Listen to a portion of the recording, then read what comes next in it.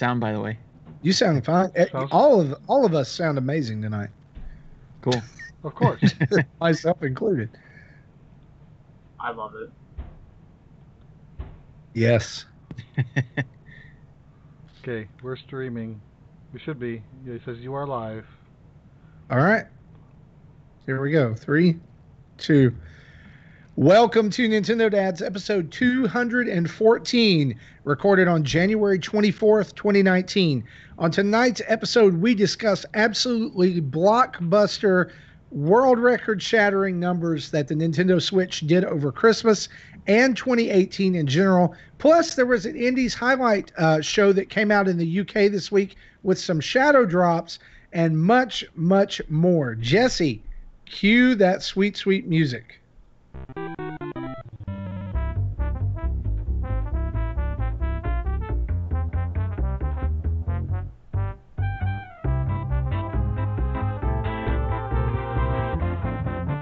Hello, everybody, and welcome to episode 214 of Nintendo Dads. I am Marty Estes, and with me this week, we have Jesse Waldak from VGTribune.com. Jesse, what's happening? It's been a busy day. You know, before the show we played a game, Jackbox Party Pack 3 with the Some patrons. of us did. Some of us, most of us did. One of you tried. That would be me. And then his internet finally cooperated, and it didn't sound like... I'm glad, too. Just in time for me to get utterly slaughtered at Trivia Murder Party. Domo arigato, Mr. Roboto. Yeah. Absolutely. Also with us this week, Nintendo Dad's community manager, Tim Off. How are you, Tim? How you doing, peeps? How you doing? It's good to have you back. Thank you. I'm wearing a different hat today. I don't know if you guys can tell. Man, I like can that I just hat. say, like, I know Shredder. that they can't, for audio listeners, they can't, they can't see that, but like Tim comes on the show and he is always wearing a sweet hat, and it makes me really jealous. And tonight it is Shredder, Yes. otherwise known as Uncle Phil, on the dome up there. Yeah, I didn't even realize that he was the voice of Shredder for years until I didn't know it until like 2 years recently. ago. Yeah, I think, yeah. But, yeah, that's about when I figured it out. 2 years ago. I mean, like, man. Never Uncle looked at Phil him the is same Shredder. again, did you? No, I can't ever look at him. I mean, like, it's crazy. But man, Tim is here wearing a sweet hat. Jesse's over there wearing a sweet T-shirt, and I'm just here. He's got the Nintendo Dad shirt on, and I'm just here looking sweet in general. We've got a ton of news to talk about this week, including lots of sales numbers and things that some of you number geeks are going to be interested in, as well as some more Pokemon Go news, some Smash news, and as well as a full rundown of the Indie highlights reel from this week. So let's dive right into it, shall we?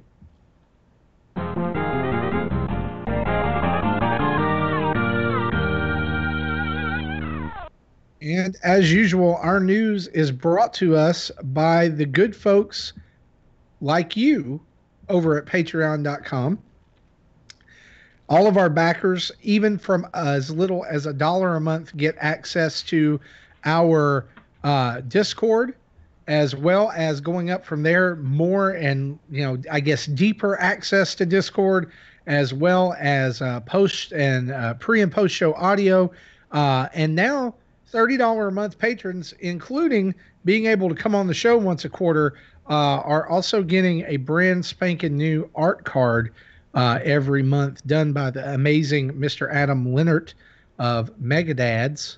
And we're excited about that. We just dropped our first one. So if you're a $30 and up patron, go and check out our Patreon page, and you will be able to see that art card. It's exclusive to our $30 and up patrons. And we are super, super thankful for each and every one of you. It is sweet. It is sweet. Can I give them a hint? Do you think I should give them a hint as to what it is? Sure. We'll just say it strikes again. How about that? Yeah, my son got his first taste of Patreon. He signed up for an account and donated to a group to get the benefits of said group, and he said that he's probably gonna think about signing up to our patron so he can access our Oh, Discord. awesome. Nice. Awesome. Uh, I would be okay with that. Hey, and you know what? We've got some new patrons this week, and whenever we have new patrons, we like to call them out, shout them out here on the show, and so we want to say huge thanks to Digital Age Gaming, Tim Booth, and Ashley Clark for becoming new patrons of the show within the last week. Woo! We are super super thankful for you, and you if you have not gotten in our Discord yet, you should have gotten some email about that. If you haven't, contact one of us, and we'll be happy to point you toward Tim, who will get you all sorted out, because he does that type of thing. He's awesome at it. It's fantastic.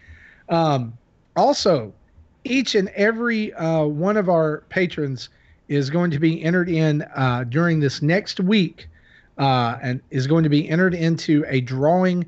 One of you will win a $50 eShop card courtesy of Nintendo Dads. And that is just something we do every month to say thank you for being our patrons.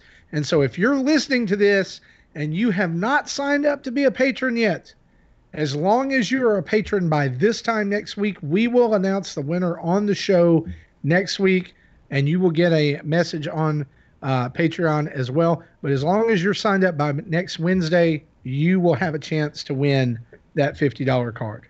Just in time to get one of those new games we were just learning about. Exactly. Yeah, we learned about lots of new games this week.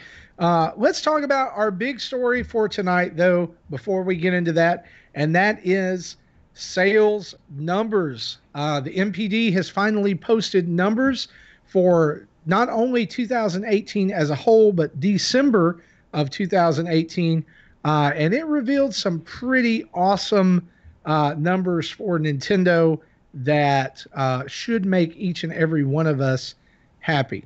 Now, let's kind of recap here. Jesse and Tim, y'all help me out with this. May take just a little bit of Googling, because this is a part that I did not prepare for, and I'm sorry. Going into December, or going into 2019, what was Nintendo Switch sitting at as far as sales? Well, I know as of the midpoint of the fiscal year, so end of September, they had sold 5 million from March to September, so I put it at about 23. I don't think they ever officially announced any numbers after that, and that's worldwide. Right. NPD is normally only United States numbers, so that'll skew a little bit. We should have more worldwide numbers probably in 2 weeks. That's true, because there is an investor call coming up. Is that? Yeah, because that'll talk about the third quarter. As I kind of spitballed there and kind of threw you under the bus for numbers, I was doing my own Google search, and according to Statista.com, which I just found when I Googled Nintendo Switch sales numbers, as of September 2018, they were sitting at 22.86 million. Exactly what I just said. Right. So there you go. So I'm just telling you that to show how right you are. Right. I like being right. Yeah, I like being right too. But let's talk about sales numbers specifically for December 2018. According to the MPD, the Nintendo Switch was the best-selling console in the United States in December 2018, selling 1.77 million individual units. This puts it ahead of Xbox One, which sold 920,000 units, and PlayStation 4 brought up the rear there, selling 797,000 units. Now, none of those numbers, to be clear and to be fair, none of those numbers are anything to sneeze at. I mean, it's pretty good numbers, right? I'm actually surprised that Xbox One came in ahead of PS4. Yeah, I'm not sure if they had it. I don't remember if there was any extra holiday deals going on for Xbox One or not. But well, What is interesting here? At least they haven't flooded their player base like PS4 already has. Right. PS4 is like what's twice. interesting to note, I think, is that you have a system which, for the most part, sold as a bundle, right? For probably a lot of those sold as Smash bundles, Fortnite bundles, the Mario Tennis bundle, Diablo Pikachu bundle, all that stuff. Selling for around $359, whereas you had a bundle for Xbox One and PS4 around Black Friday that included games for $199. Of course, those sales wouldn't have been included in these counts since those were November sales. So that's true. Good point. So I didn't know. Well, here's the thing: is I didn't know if it was so close to December that they would count for it. I'm pretty sure they would just count calendar month. So I think most of those bundles. I'm sure somebody will tell us if we're wrong there, which will be fine. But I mean, 1.77 million in a month is pretty impressive for the Switch. And so Nintendo Switch also was the highest selling console of 2018 in France and Japan as well. Those numbers were not available at the time that I typed that into our doc. I actually went and looked. But Japan, the Switch pretty much stayed on top. It stayed on top pretty much all the year of 2018, month to month.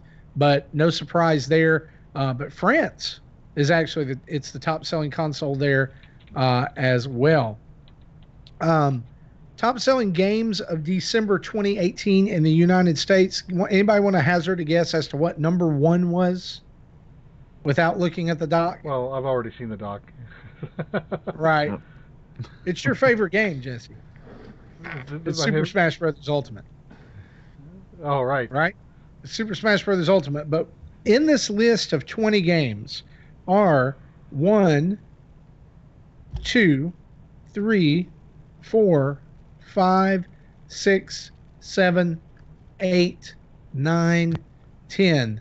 10 games that were on Nintendo Switch. 2 of those or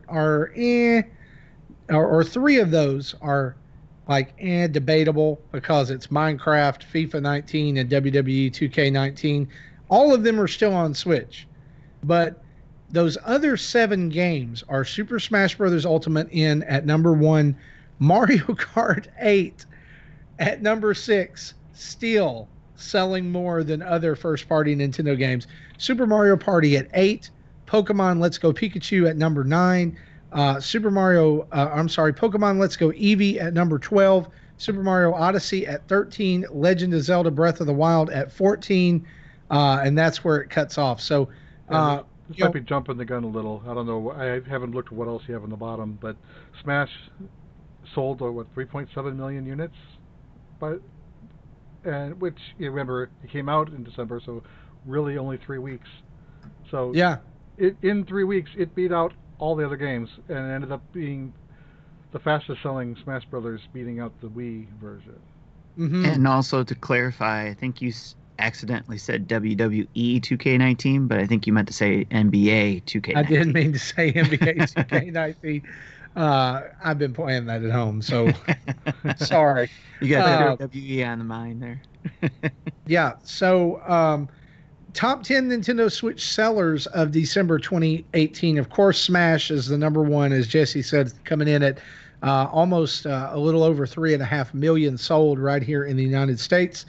Mario Kart 8 at number 2, Mario Party at 3, Pokemon Pikachu, Let's Go Pikachu, and Eevee at 4 and 5, Mario Odyssey in at number 6, Breath of the Wild in at 7, Splatoon 2 in at number 8, and then the last 2 coming from behind third parties, Minecraft coming in at number 9, and Just Dance 2019 coming in at number 10. Yeah. I know there's some people out there who absolutely hate the Just Dance series, but I'm going to tell you this.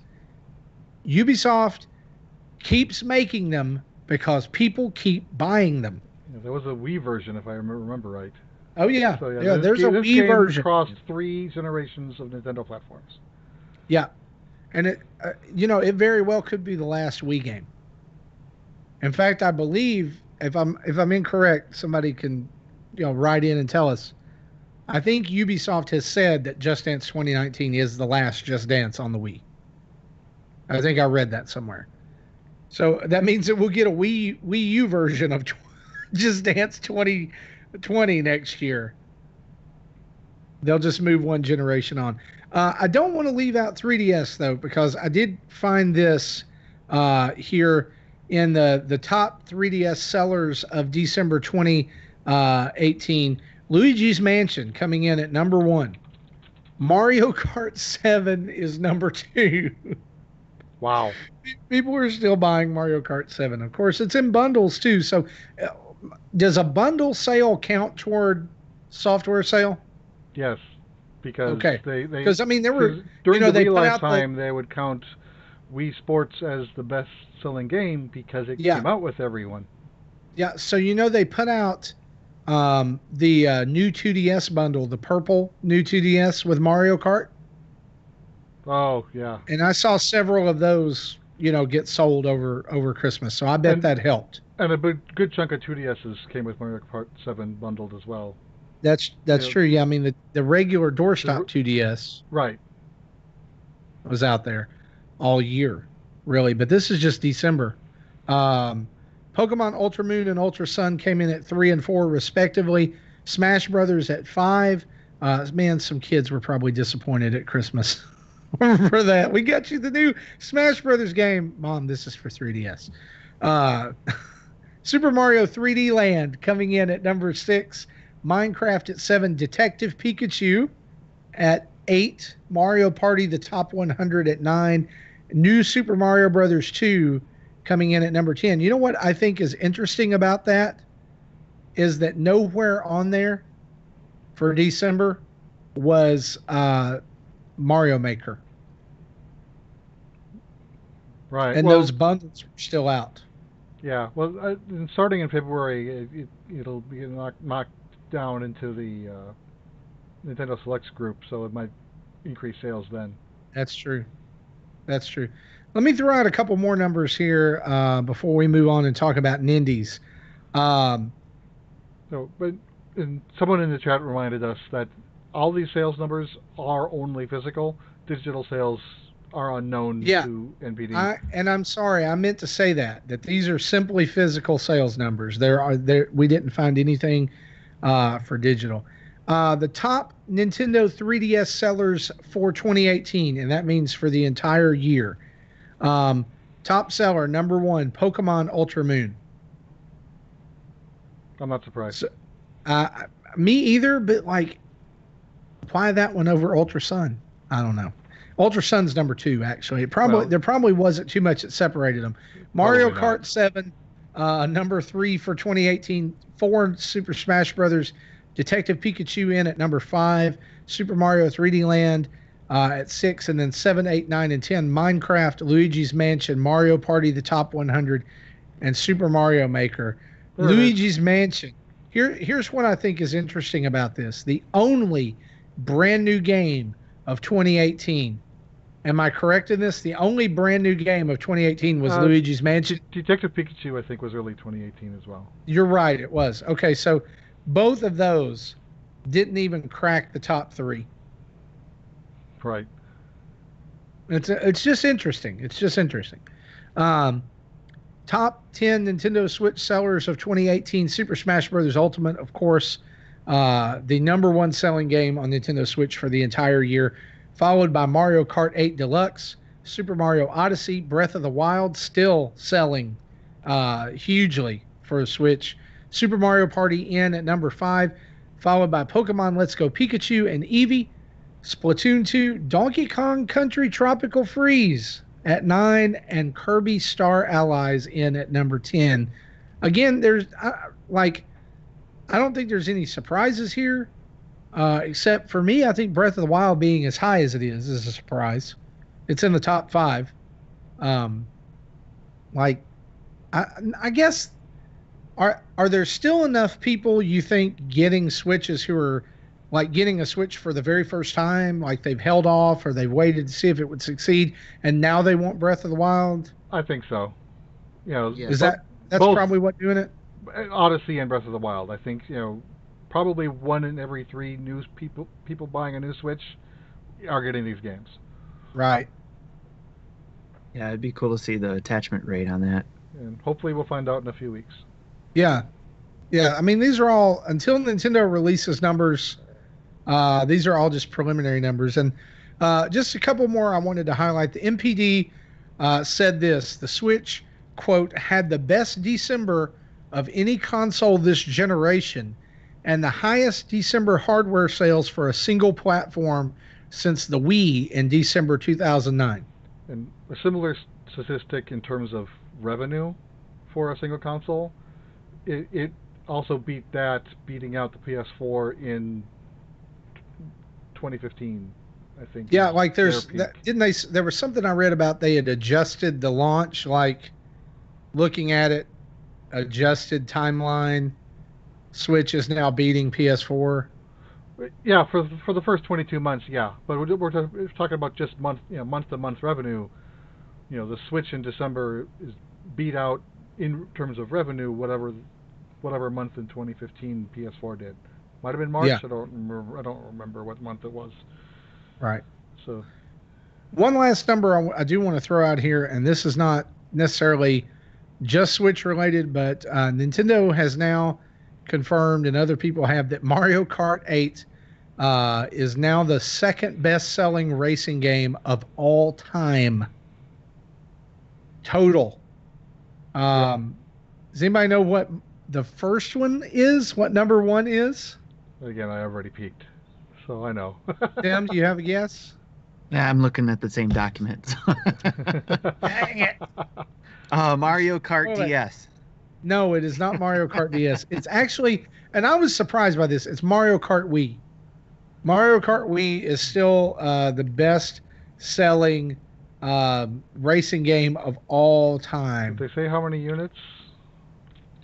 While you're looking at that, I have a question. I'm gonna look it up. Note. Mario Kart Wii sold 37.14 million copies. Yeah, so the Switch version has a ways to go.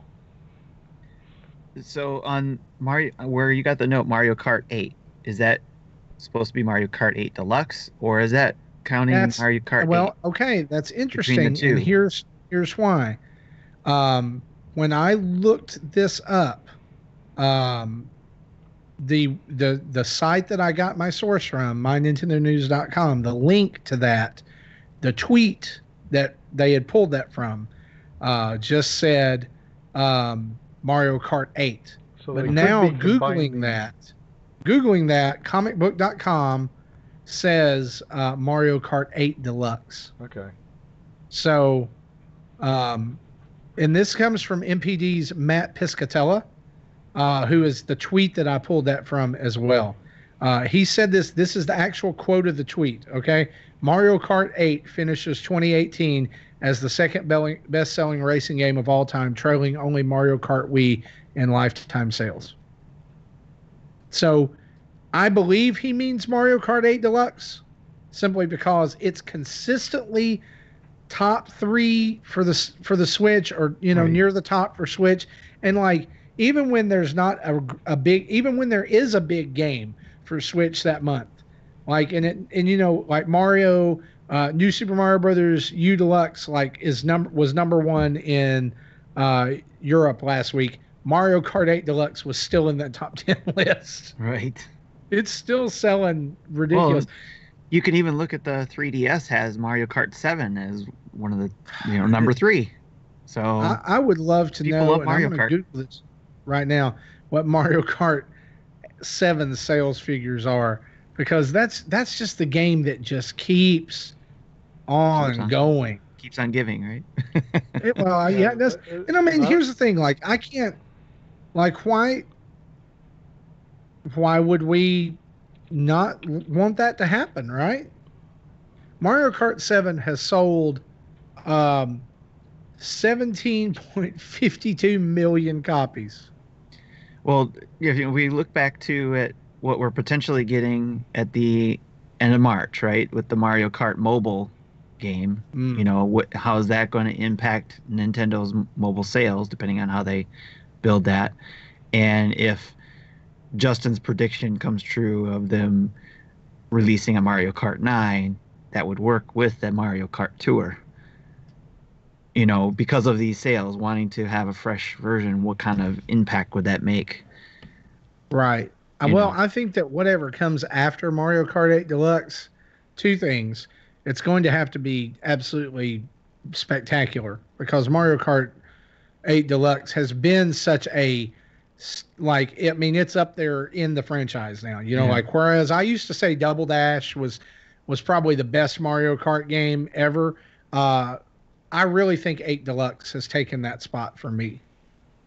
Going back and playing Double Dash, of course, it's got some age on it. Right. But there's just so much about kart that 8 Deluxe gets right, and so little that it doesn't. And they fixed a lot of what they didn't get right by adding battle mode back in. Yeah, I was just gonna say they tweaked it and all this. I mean, they perfected it.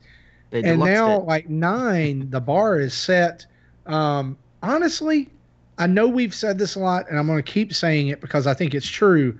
This is one of those titles. They talk about evergreen. They talk about keeping things going. Don't even worry about Mario Kart 9. Right. Just don't try to outdo it. Just make more. Now that you mention it, maybe that's why they didn't come out with any more DLC, is because their next DLC could be for 8 Deluxe to interact with Tour. That's true. So maybe they won't come out with a 9. They'll just do a DLC for that. I thoroughly believe that during this investor call, they've typically always made big announcements about mobile during investor calls. During this next investor call, they will talk about Mario Kart Tour. It's going to happen. Mobile's a big buzzword for the. You guarantee it, Marty? I'm not going to guarantee it because I don't like being wrong. Right. And somebody will be smart alecky about it and be like, Marty's wrong, huh? But it's almost guaranteed because I want to. We're in the launch window now, right? We're in that Q1 2019. It's got to come out before March. They said end of the fiscal year. So unless they delay it. March 28th, boom. That's my prediction. That's what it's going to do. It's going to come out. It's going to come out in Japan on March 28th and here March 31st if they get around to flipping the switch. Yeah. And also a reminder about Mario Kart 7 is it was released in December of 11, so it's a 7-year-old game, and it's still selling.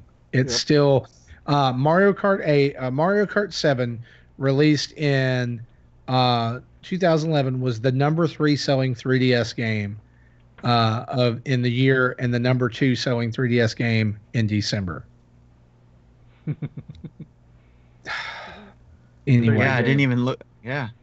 Speaking of flipping the switch, let's talk about some indie highlights. Thank you. Nice cue there. You're welcome. This week, Nintendo UK aired another one of its indie highlight reels, in which they basically stole the thunder of anything the US would do. If you remember the last time that they did this, it was kind of like a 2-part indie highlight reel. The UK did it, and then like a week or so later, Nintendo of America did it. Currently, right now, there seems to be no indication that America is going to get it. Simply I'm fine with that. I want to come back to that here in just a minute. I want to come back to that, so hold me to it, okay? The reason I say that I don't think there's going to be one is because those Shadow Drop, there were 3 of them instead of just one. Because last time wasn't it Into the Breach when they did this? I believe so. It may have been. I don't know. Going off memory, that sounds about right. Yeah. So Into the Breach, I think was the one that dropped during the UK, and then Nintendo did one, I think, during theirs. But this time there were 3 during the UK, and they were all available on the Nintendo, the US eShop immediately, as well. Including a pre-purchase that won't come out until February 1st. That's right. That's right. But Tim, why are you okay if the U.S. does not follow up with one of their Because own? I really like how the UK did their indie direct. It's not even called a direct. It's just It's how highlights. it's highlights. I like how they presented it. I liked it better than what we did last time they did this. So I prefer that they let the UK do the indie directs. Let them have that, I like it too. and then I let think the Nintendo of presentation America is do super the slick. main direct. Yeah, I But really like that. I think that, I mean, I definitely think they showed us up last time. But I also Definitely. think that the indie department in the U.S. is in such a state of flux, and was even then, because if you remember, they did it, and then it was like it just dropped, and they didn't really say anything about it when it came out here in the U.S. And then Damon didn't even show up on it, and then it was like a month later or 2 months later, he's like, "Yeah, I'm not working at Nintendo anymore." Which I miss him. Like I liked him being on the Nindy Directs. I think I liked him being the Nindy guy. Not that I don't like the new guy, if that's who it is. I mean, they haven't even really announced who's over Nindies in the U.S. anymore, or who the manager of that is. You know, Damon was such a face of that, and was such a staple of that, and was a driving force behind that even during the Wii U era. It's going to be interesting to see where they go. I guess it's just like it's weird that one region does this. You know what I'm saying? Like you get like, oh, we're doing a Nintendo UK is doing the indie highlights, and then the other regions are just kind of twiddling their thumbs. Well, maybe it's because we do.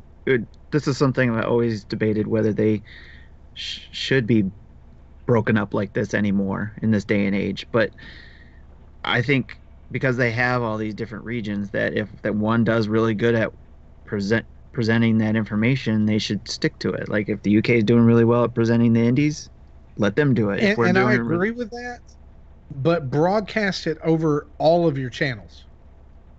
You get what I'm saying? Like, don't just let it not just just the be UK on. channel. Yeah, like Gotcha. if they're good at doing that, great, let them do it, but do it at the same time everywhere. And like Nintendo of America, all they basically did was send out a tweet and was like, "Yeah, go watch the Nintendo UK highlight reel." And like that, like I was saying, like here, Nintendo UK is over here dropping fresh hotness, and Nintendo of America is tweeting about Labo. Actually, And I'm actually okay with Nintendo America not rebroadcasting the same message because really, what's the point? That's like, you know, Right. there's a parade on TV. It's on all the channels, so does it really matter which channel I watch it on? It's still the same stuff. You know, no, but my point is this: is that unless you are, I don't know that your average Nintendo fan, like we know to go watch it on Nintendo UK. We're connected to Nintendo on Twitter, right? We get that. What if you're not? What if you're Nintendo mom who doesn't really tweet and doesn't really? How is she going to find out about these games? okay, That's my point. I see your point. Yeah, Yeah. Like And you know, they're we're so they're connected that even if we didn't it's easy for us to say that we know about it yeah, because even if we didn't it's follow kind of any like our Nintendo job, channel, there's been so many retweets from everyone else that we follow that we would have known about it. right? And I get that, Because that's the I'm circles just we saying run that my in. point is that your average Joe Blow video gamer who's not that connected, they're not going to know yeah, unless it's in there on their region, and maybe just for some reason they followed Nintendo of America's YouTube, or maybe it pops up in their feed. I'm What not is I'm I'm not not saying that seeing. it's not the best idea to do that or whatever, but what does it hurt to broadcast it across all your social media channels? It doesn't. Right, It just amplifies the message. and to your point, Marty, the I'm looking at the news feed on my Switch, and I'm only seeing it because I have a UK account. Mm-hmm. I'm only seeing indie highlights because of my UK account. I'm not seeing like an indie news thing for the US account side. Right. So they're not even advertising it like on the console. Right. which These is games just show perplexing. up out of nowhere, and for your average American user, why did these three games release today? That's what Let's we're here talk about the for. games. Let's talk about the games, and let's actually get into the meat and potatoes of this. They led with Wargroove, which is super. I'm super hyped for. Like all of us, pretty much are super hyped for. I think. I know Justin and Gary are. They've already gotten to play it. Um, we are hoping that maybe we will get an early access code. We've already kind of been denied, which sucks, but that's okay. But you can actually go on to the eShop right now and pre-purchase Wargroove and preload it, and it will be ready for you on February 1st when it drops, and it is $19.99. And this would be a great place. I would be remiss if I did not mention this, that, we've been doing some pre-show gaming over the last few weeks, and we've been actually Drew, one of our patrons, Drew, has been awesome about organizing Nintendo Dads tournaments and all kinds of things like that, and weekly Diablo nights and all kinds of great stuff going on that you can get access to on the Let's Play channel of our Discord. But he and John Blanco, they are interested in starting a Wargroove League. And so we're going to be putting up some information about that, pretty soon, because not only did they announce that Wargroove is going to be available, but that Wargroove is going to include the ability to create your own maps, your own campaigns, and your own cutscenes, which I think is just bonkers. I don't know how that's for a $20 work. Game. Here's how I think it's going to work. I think you're going to be able to pick a picture of the avatar that you want and type in what you want it to say. Okay, I guess. Hopefully you have a USB keyboard, because that's going to be a pain. Yeah. Well, they're offering those now. I saw one actually this week that is a keyboard that has Joy-Con rails on both sides of it. I want that one. That's the one I want. So you can click your Joy-Cons into it, and now you have a keyboard as well. Just when you thought there wasn't a controller that could be wider than a Wii U gamepad, there it is. Up next, it kind of reminds me of someone using a flip grip to attach to an NES controller so they can play it right. They also announced the next game, Double Kick Heroes, which is coming out first on Switch in summer of 2019. This is a rhythm shooter game where you destroy zombies with the power of metal. It looks insane. I am original metal songs too. Beyond sold on this. It's like Joy-Con like that, or how? I don't know how. It says there's motion controls. Yeah. So I guess like you're drumming along with the song. How accurate can that be? I don't know. Maybe super accurate. I don't know, but the music sounded great. The graphics were like post-apocalyptic 80s hair metal, sprites, and all kinds of stuff. It looks awesome. I'm really excited about it. No set release date and no price are available for it right now, but it's one to look out for. Up next, they announced Curve Digital's new game, When Ski Lifts Go Wrong, which is like, I've actually played this game. They sent us a code over, and I'll talk about it a little bit later on in the show. It is like Bridge Constructor and Bridge Constructor Portal, except it's set on a snowy mountain, and there's actual levels that you have to snowboard and ski and use a snowmobile in. So it's not just building. Trying to remember the game, it reminds me of another game that's been out. When I find it, I'll let you know. Okay. So, that's out right motorcycle now. game. I don't know.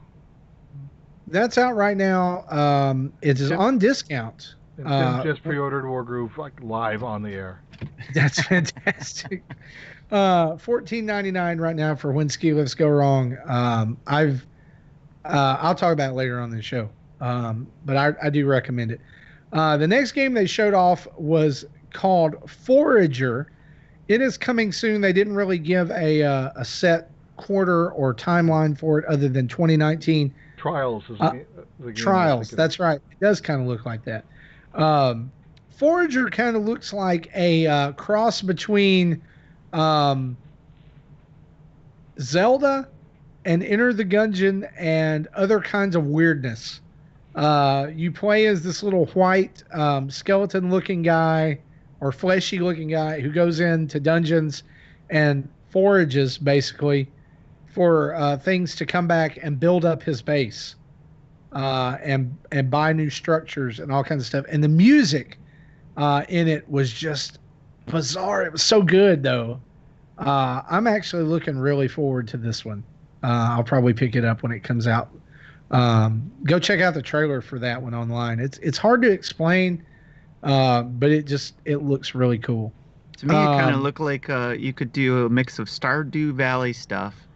Oh yeah, but you some could action plant. adventure stuff like Zelda. Yeah, it was like Stardew Valley and Enter the Gungeon and Zelda all rolled into Right, one. yeah. So that'll probably scratch some itches for those folks out there that love Stardew Valley. Up next was Goat Simulator, the Goaty, which really stands for Game of the Year edition.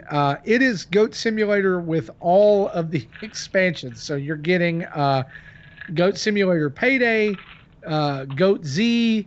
You're getting Goat Simulator Waste of Space, and another one that I'm not quite familiar with. I think it's like an ancient Greek or ancient, like a Roman one. See, Plus I the didn't even original get the Goat Simulator. Game of the Year reference.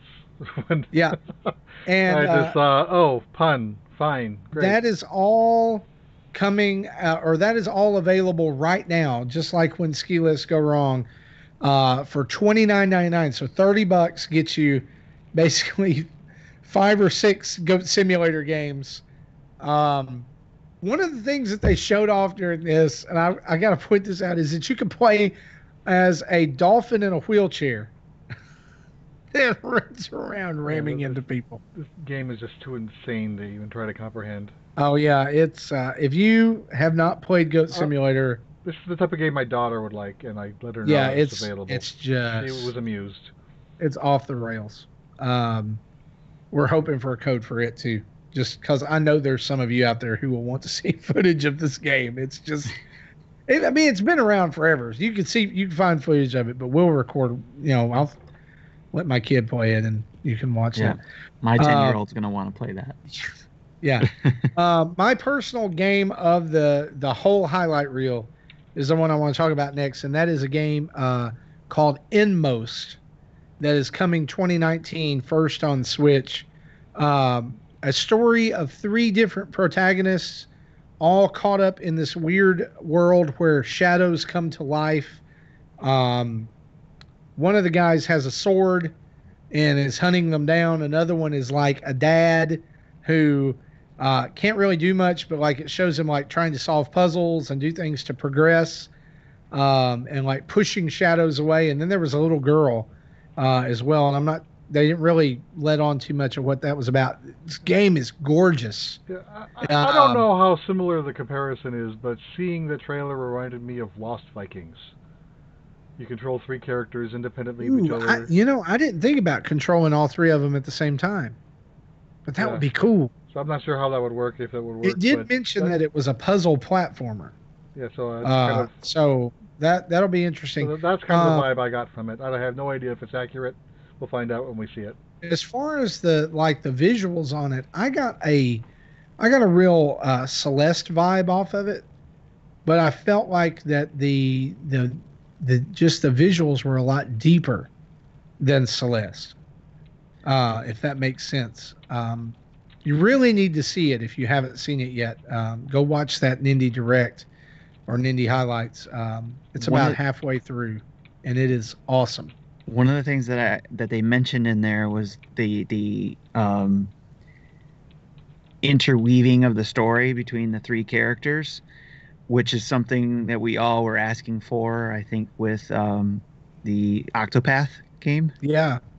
So it's going to be cool to see that you get to play these 3 different characters but have interweaving storyline. Yeah, I mean, I don't know. Like, I made the comment when I first saw it that I need it on my Switch yesterday. Uh, like I want to play it so bad right now. Up next was Unruly Heroes, which is out now as well for 19.99. The only way that I could describe this game is Rayman Legends with a Kung Fu Panda setting. Yeah. Does that kind Yeah. of make sense? Yes, it does. Looked an awful lot like Rayman Legends. I mean, the graphics are fantastic. Right. The sound and music seem to be fantastic as well. But you play as four different heroes. All of them are animals, and all of them can they have different powers. Like there's a lion who can.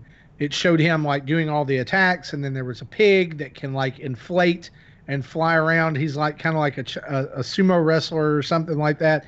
And then there were a couple of others, but it was obviously very much set in like a Chinese mythology or something like that. I'm really interested in this game. I haven't pulled the trigger on it yet, but I think I might this weekend, just to see, because I like the first time I saw it, I was like, this is very Rayman Legends. I loved Rayman Legends when it came out, but I didn't buy it again on the Switch because I'd already had it and played way too much of it on the Wii U. So I'm looking forward to seeing how this turns out. May look up some reviews of it before I get it. It does look beautiful, though. Kind of reminded me of what is it? I'm not even gonna try to pronounce it. Never mind. it's one of those games with a similar art style. I played it on the Vita, Minamushu or something like that. I'm probably hacking the name up, but it was basically kind of samurai sword play game that had really beautiful graphics. Onimusha? No, not Onimusha. That's probably why I'm mixing up the names. I know that game came out, but I'll have to look it up. I'll get back to you on that. That's okay. Up next, there was actually only two more games mentioned. Another one that was a surprise was Crosscode, which looks like an action-adventure RPG that will be coming out sometime this year. Kind of futuristic, but also at the same time looking a little bit, medieval, I guess, as well. I was really interested in this one when it was shown, but like I don't know, like it didn't stick with me as much as I thought it would. I'm gonna have to wait and see. However, there were a ton of people, gaming press people, when this got announced. That Twitter lit up. They were like, "Oh, now Switch people get to see what we've been raving about for so long." Apparently, it's already out on other platforms, but Crosscode is coming this year, and it came out in Steam in September. Oh, okay. So it came out last year on Steam. I really do like the fact that for the most part for this highlight reel, everything is 2019. And everything looks like it's at least before summer 2019, I would say. And the reason for that, I'll talk about after this last game we're going to talk about. The last game that was revealed is a brand new game from Thunderful Games and Image and Form, SteamWorld Quest Hand of Gilgamesh, This is the game which is I'm coming looking out. for. Yeah, coming out first on Switch in 2019, just like SteamWorld Dig came out first, or SteamWorld Dig 2 came out first on Switch. Very first RPG in the SteamWorld universe. This looks very much like Paper Mario. That's what worries me. Which it has the card attack mechanic. They're calling them punch cards. I did see a tweet thread yesterday from some one of the Image and Form employees, or maybe a developer on the game, and they said think of it more as there's a game coming out called Slay the Spire, and it said that it's more like Slay the Spire and others than it is something else. There was one is it more like this or is it more like that? And they were basically kind of like trying to play damage control. And it's like, well, it's actually more like a game that everybody, and I cannot remember what it was. Because Color Splash put a bad taste in my mouth. Yeah, mine too. I didn't even get it past was the not second Color level. Splash. It was not Color Splash. that they mentioned. Now I'm going to go to Twitter and try to find it while we talk about the end of this. But the reason I said I think most of these games are coming out before summer is that code requests for SteamWorld Quest are already available. So that means that the game is pretty much finished. And they basically just said 2019, right? Yep. So, instead of thinking like it's going to be way later on, I'm thinking next couple of months we're getting SteamWorld Quest, if not maybe February. Yeah, somewhere in between February and April. I don't think it'll be, the way things are sounding. I think April's probably the latest, because if it sounds like it, most of these things will be like pre E3 releases. Yeah. Of course, we've seen other things highlighted that we're waiting 2 years for, but we'll find out. Was Steam a direct drop like game where it said here's more details and then dropped at the same time as a direct? You're talking about SteamWorld Dig 2? Yeah, 2. I honestly can't remember. Well, we knew about that one in advance because we had a review code for that. Right. Yeah, I don't think that it was an immediate drop. Not during the indie one, but later on, when kind of like in this instance where they're talking about, here we got this coming out in 2019, and then later on when they had another indie drop, they're like, here's a look at the latest information, and by the way, it drops today or something like that. That's why I was just thinking it might have been that, but I could be wrong. I'll look. But going back to doesn't ring a bell to me, but it doesn't mean I'm right. Going back to the Unruly comparison, it was with the Muramasa Rebirth game. Okay. That's the game. I've never played that. I don't know what that is. There was one for the Wii called Muramasa the Demon Blade. But then there was the one Vanillaware games? Yeah, I think so. Yeah, I played Odin Sphere on the PS2 back in the day. Kind of like the same vein graphically. That's where I was thinking the graphics from kind of matched up for me. So, okay.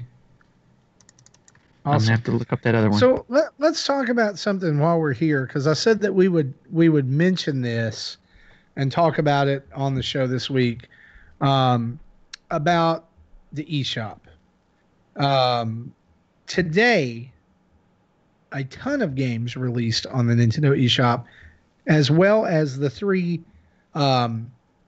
indies, When Ski Lifts Go Wrong and Goat Simulator and Unruly Heroes, which released yesterday.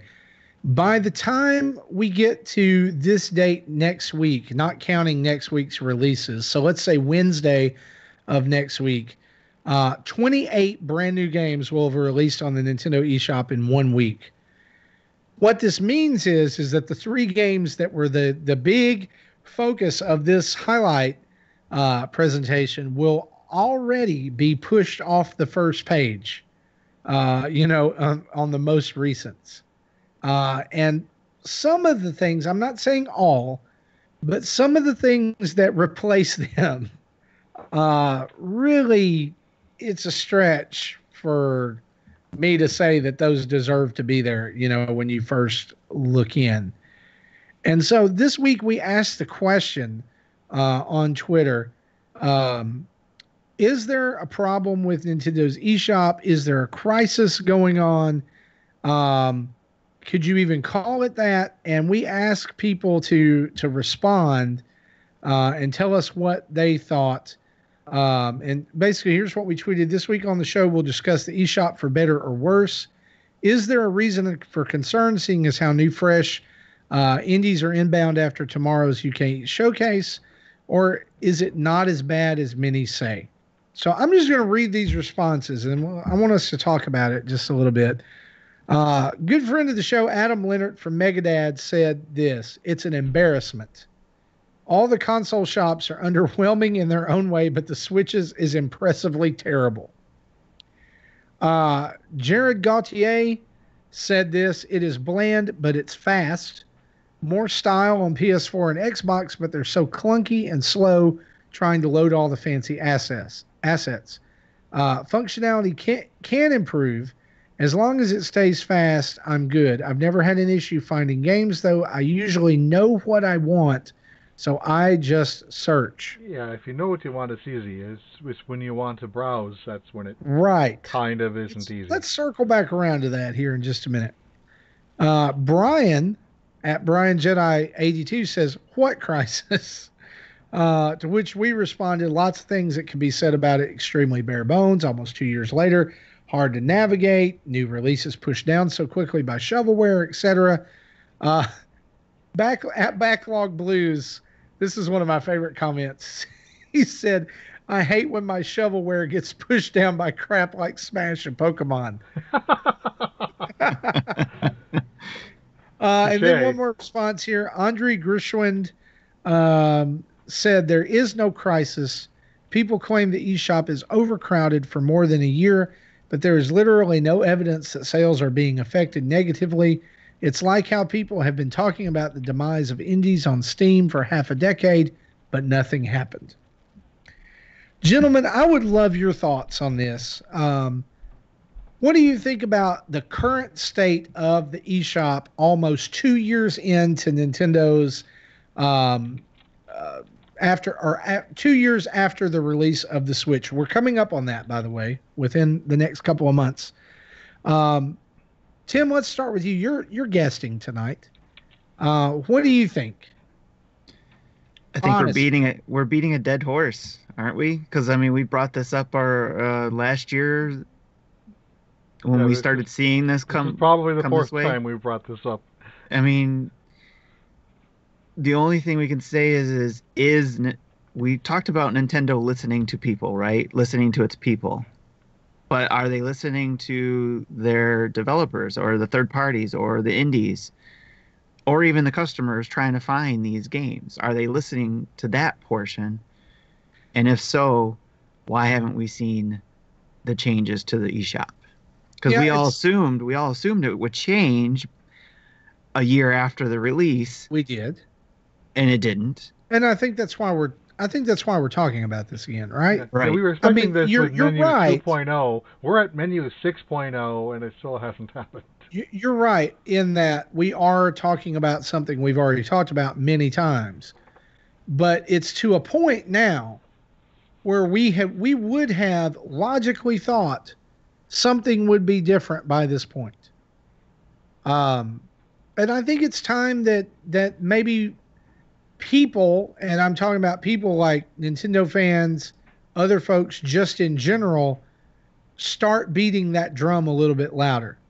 And the reason why, the reason I think about that too is that Nintendo is at this point, at the end of January, beginning to shut down older services. They don't have to maintain those anymore, right? I mean, the Wii Shop is going away at the end of this month. Next week, yeah. Next week. And I saw like Netflix is ending. And I guess that's more on Netflix's end than anything. I saw Hulu support for Wii U is ending this month as well. So I'm guessing it's like Nintendo is, all these services are stopping. Why are we not seeing more services start on their new system? Because there's all kinds of things like at this point, we were joking about it tonight when Jesse was on his Switch trying to find Jackbox Party Pack 3 for us to stream it.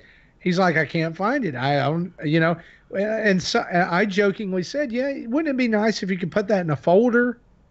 Yeah, I even says this thing needs a search. Yeah, there's not even a search to search for your games. And like you said, we're at the sixth iteration of the OS now. Which is kind of impressive in under 2 years. And two, like, I want to come back to something you said just a minute ago, Jesse, where you said, one of those comments said, I've never had a problem with the eShop because I know what to search for. Well, what about the people who don't? Which is a majority of people, I would say. The majority of these people don't even look at eShop and just buy carts.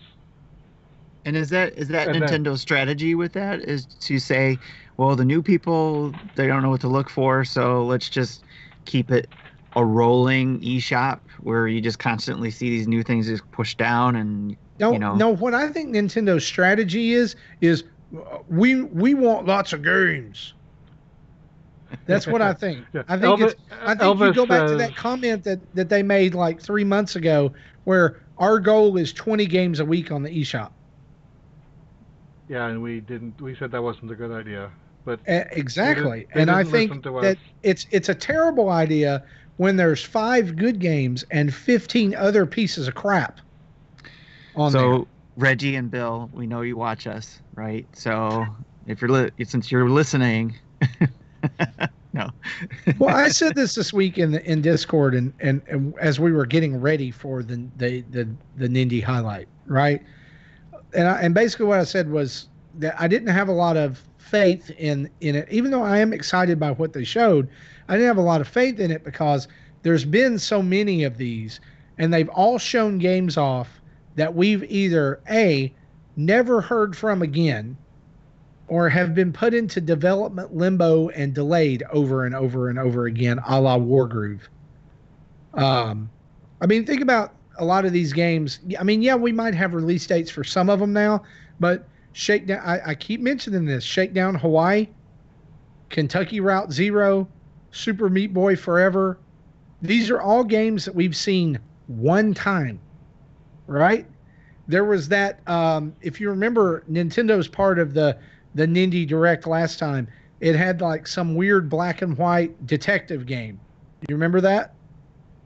No. We've not heard about that one since then. Exactly. And so, that comment from Andre, is it hurting developers? I think it is when they show off these games and then just leave it. Because if you remember, also too, about a year ago, when they did the Nindy Direct about this time or around this time, that I think it was, they actually showed off Shovel Knight King of Cards and said it would be available in 2018. Yeah. And then they decided to continue, Yacht Club continued to decided to continue milking Shovel Knight by giving everybody the Shovel Knight fighting game they had been clamoring for. Elvis says, and I say that very sarcastically. He was looking for the game client for Pac-Man Versus last week, and it took him 5 minutes to find it. Yeah, because it was buried so deep. So, but and so that's the thing. Like, if you go in and you know that you want to download blank, there it is. But like, go and compare. I'm sorry, and I get that people want Snappy or whatever, but go back, blow the dust off your Wii U, and boot, if you still have it, and boot up the Wii U eShop, and then compare it to what we have now. And it's an embarrassment. Adam is right. Well, what the Wii U version is a lot slower, but it is more organized. It's so, and the thing is I would gladly sacrifice speed for organization. I don't so much care about the prettiness. I care about people being able to find stuff. That it looked like they cared when they were doing the Nintendo eShop on the Wii U. This looks like, just throw it up there. What I wouldn't give to be a fly on the wall in Nintendo to understand the choices that they made to not move on these things that people are clamoring for.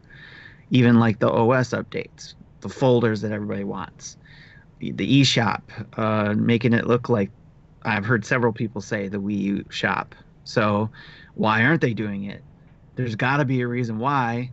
Is it because doing that type of thing does slow it down and people want it snappier? Or what is it? That's the thing about it is that you have an interesting dichotomy right now with the Switch. And that is that they want it snappy, but a good majority of Switch owners have more games than can fit on that front page. And the reason for that is because so many games are either on sale Or there are so many games now. There's over 1,000 games, right? And they're advertising this like it's a big deal. There's over 1,000 games on Nintendo Switch. So you're obviously going to pile up games, right? So why would you not make it easier now? Sacrifice a little bit of that snappiness. I get it, but it kind of makes it look like I come at it from this perspective of if you thought folders were a good idea on the Wii and this, did the Wii have folders? Yes. Okay. Yeah. And the If you 3DS. thought folders were a good idea on the Wii, the 3DS, and the Wii U, why did you not launch with them on the Switch? Right. Yeah, I mean, Don't know. if you look at it at this point in its lifespan, the Shellshock Wii, says the we Switch did not. But is Wii more U okay. and The Wii 3DS did not. We did not. I remember that now because I remember having to group them. Like I remember downloading all the Mega Man games and having to Yeah. group them in lines. Yeah, they had Now, multiple pages. maybe I'm thinking of the Wii channel on the Wii U, because I could have swore, at least in the Wii channel I don't know. for the Wii Maybe U, that I was so. able to do folders there. I think maybe you're thinking about the fact that yeah, you could even downloaded Wii games you could put in a folder on the Wii U. Maybe I don't know, but like both last generation consoles, 3DS, Wii U had folders. Um, we're sitting at a point right now where Nintendo's best-selling console in ages, in 10 years, has less features than its worst-selling console did in 10 years. Because I mean, you don't have Miiverse, you don't have the TV thing nobody used, you don't have video chat, I you don't tried have all using that TV. extra I stuff. tried using TV once, and I ended up, replying to stuff in a conversation. But every time I did it, it was sending out a tweet with no context. So I'm like, oh, I need to disable this crap. Yeah, that was one of Nintendo's wonderful half-baked ideas. And I'm fine if they leave those off the Switch. I'm fine with that. But like it's time for more. And I know this has kind of evolved and gone away from the eShop talk, but I think it's wrapped up in that too. Like when it started out, it had new releases and search, and that was pretty much it. Now they've got those extra categories, but how do we keep? Here's the thing. Like when what was the last big game? It was Mutant Muds. Like, let's use Jules as an example, all right? Because we've already talked about him Let's pick prior on to him the again. show. I'm not going to pick on him. I'm going to pick on him in a good way this time. Okay. Okay. Let's use Jules as an example. When Mutant Muds came out, the collection for Switch, it didn't get a lot of sales. It didn't do well, and one of the reasons why was because for some reason Nintendo chose not to highlight it. Like they sent out emails where they didn't put it in the Nindy Direct. They didn't send out an email about it. They didn't even put it in the featured section in the eShop. And before you knew it, it got buried, right? Yep. Think about Blossom Tail. Let's pick on them for a while. Blossom Tail was like that's a huge story. It saved their development studio. It kept them in business. Would it sell as much nowadays with everything getting pushed down so fast? Probably not. And I know that we're sitting playing the what if game on that, but the bottom line is that those studios with a more recognizable name that rises to the top faster than just good games. And the good example for that is, if you take your game and you put it on the eShop for a penny, guess where it ends up? Number one, whether it sucks or not. Yeah. And Right. so it relies on channels like us to play the oddball games that no one else even knows about to get the word out that, hey, these are here. And that's kind of half the reason why I pick the games I like to pick on. Right. Which means developers now have to give out more codes, Yeah. which cuts into their revenue stream. I don't think that it's like, and I know it was kind of hyperbolic to use the word crisis there, but I think it could get to that point. And I don't actually think it's that far off. And I remember in our 2018 predictions show, I said that Wii U would, or the Switch would get an eShop revamp, and it never did. And so we've been already waiting for this for over a year. So Yeah. hopefully it comes soon. I want to go and I want to look too at we posed this question on our Patreon page as well, and it got got a couple of responses there. So um, here's what here's what a couple of people said. Tech Mike says needs a rework bad. Bring some more categories and maybe even the homepage like the Wii U had. I completely agree with that. Third strongest mole says thing is the news feature occasionally posts lists of games like critically acclaimed indies or games with great soundtracks, but this info is nowhere to be found in the eShop itself. But let's talk about the real eShop crisis, the lack of catchy music. Right, because Hello, Wii U. When I think it was, I think when Wind Waker launched, the eShop music was Mallow's Mart, which was awesome. Yeah. Yeah, Yep. I mean, they just did little touches like that. I always loved, too, during the holidays. Like, they would have different categories that would come up during Christmas where it'd be like games for families, games for dad, games for mom, games for kids, games with snow. Right. Let it go. And you know what? You know what the difference is? This just came to me as I think about this. You know what the difference is? It's making them money right now. When it was the Wii U, they had to try harder. Right. They had to try harder to bring in the sales. Oh, let's go look at this category. Oh, let's go look at that category. They don't have to try now. It's just printing money. And that may be it. And I mean, I'm not trying to be super critical of Nintendo at all because, I mean, I love them just like everybody else does. But, man, I'm just going to come out and say it. The Switch UI sucks. It's time. Be done with it. Put on some themes. Give me some folders. Revamp the eShop. We're good. I don't care if it's slow. Yeah, I can do without the themes, but I know a lot of people like them. I want themes. I want to pay Nintendo $2 for a JPEG. Come on. Please. That's exactly why I don't like themes. The 3DS wasn't too slow with how it did its themes. No, it was and fine. Folders. It was fine. And that's what now, as Jesse said, it's 8-year-old hardware and it's still doing fine. It's chugging right along. We'll be fine. It'll be fine. So before we move on to the next thing, I just want to clarify a couple of things that I mentioned before. The Steam World Dig 2 was shown again at an indie showcase in August of 2017 and launched September 21st of that year. They announced the date on that second Indie Direct. So okay. So that it wasn't at the same time. That was like the first big indie that launched on Switch. Yeah. It was a big deal. I remember that.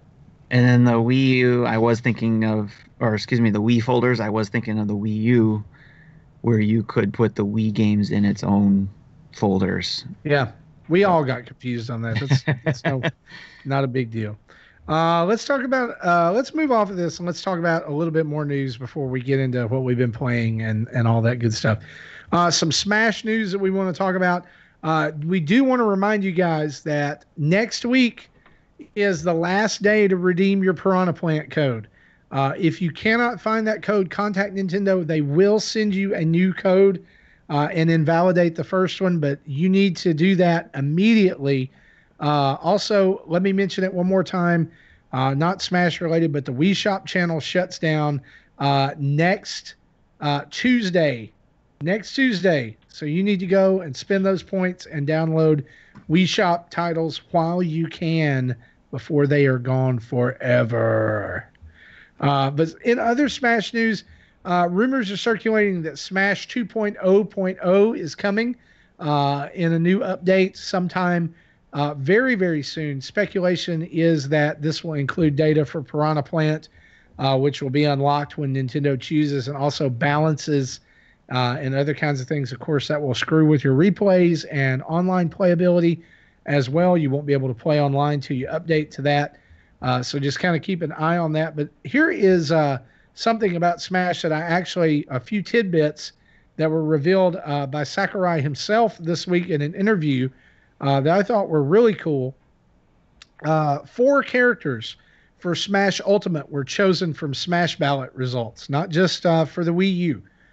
Simon and Richter Belmont, Ridley, and King K. Rool are all in the game because of the Smash Ballot, which I think is super awesome because I voted for Simon Belmont on the Smash Ballot. I voted for Paddy Wagon.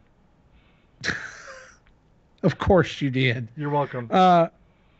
Xenoblade Chronicles and Chronicles 2 and ARMS characters, or Xenoblade Chronicles X and Xenoblade Chronicles. Well, no, I guess it's just 2. Xenoblade Chronicles 2 and ARMS characters simply appeared too far into development to be included in Smash. That is why they're just costumes or assist trophies for this game and spirits. And Sakurai stated that Zelda is based not only on her appearance from A Link to the Past, but also a link between worlds as well, kind of blending those styles or keeping those styles similar. Well, that we kind of knew. Yeah. Well, many people inferred it, at least. Right. But it just kind of puts it to bed. King K. Rool's concept was to create a big character who wasn't heavy. And I actually saw a meme about this week where it's like the Smash locker room. I saw that. And K. Rool walks in and takes off his like belly and pecs, and he's all muscled and everything under there, and like everybody stops and is looking at him. And he's like, "What? You didn't think I was really that big, did you?" It's obviously metal. It's the same color as my crown. Yeah, it's obviously metal. It's the same color as my crown. And then Mega Man is over there, and he has these like weird fleshy appendages that look like same shape as his armor. Yeah. Yeah. Oh, it's disgusting. It's the only time I'll ever say Mega Man is disgusting. Also, Sakurai said that Piranha Plant has been included as a character because he is not a hero, and he thought another hero would be boring in the game, but also because Piranha Plant is instantly recognizable as one of the best known video game characters. So that's why we got Piranha Plant, not Waluigi. Hate you, Sakurai. Haha. Moving on. Let's talk about some Pokemon Go news before we move to what we've been playing. February 16th is going to be Swinub Community Day. So the first Gen 4 Community Day. What? The first Gen 4 Community Day. First Gen 4 Community Day. Okay. Thank you because I would not have known that. Sinnoh Stones can be used to evolve a Piloswine to Mamoswine for the first time and will have a yet-to-be-announced special move if evolved during the event time. There will be 3x Stardust during this event and 5 rewards for PvP per day through the weekend versus the normal 3 for up to 5 Sinnoh Stones per day. So don't forget that February 16th. If you're still doing Pokemon Go, you'll want to get in on that. And that's all our news. Let's talk about what we've been playing, shall we?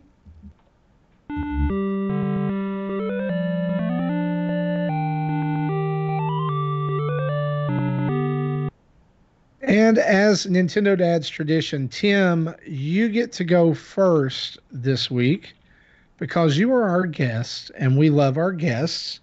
And we want you to tell us what you have been playing first. All right. Thank you.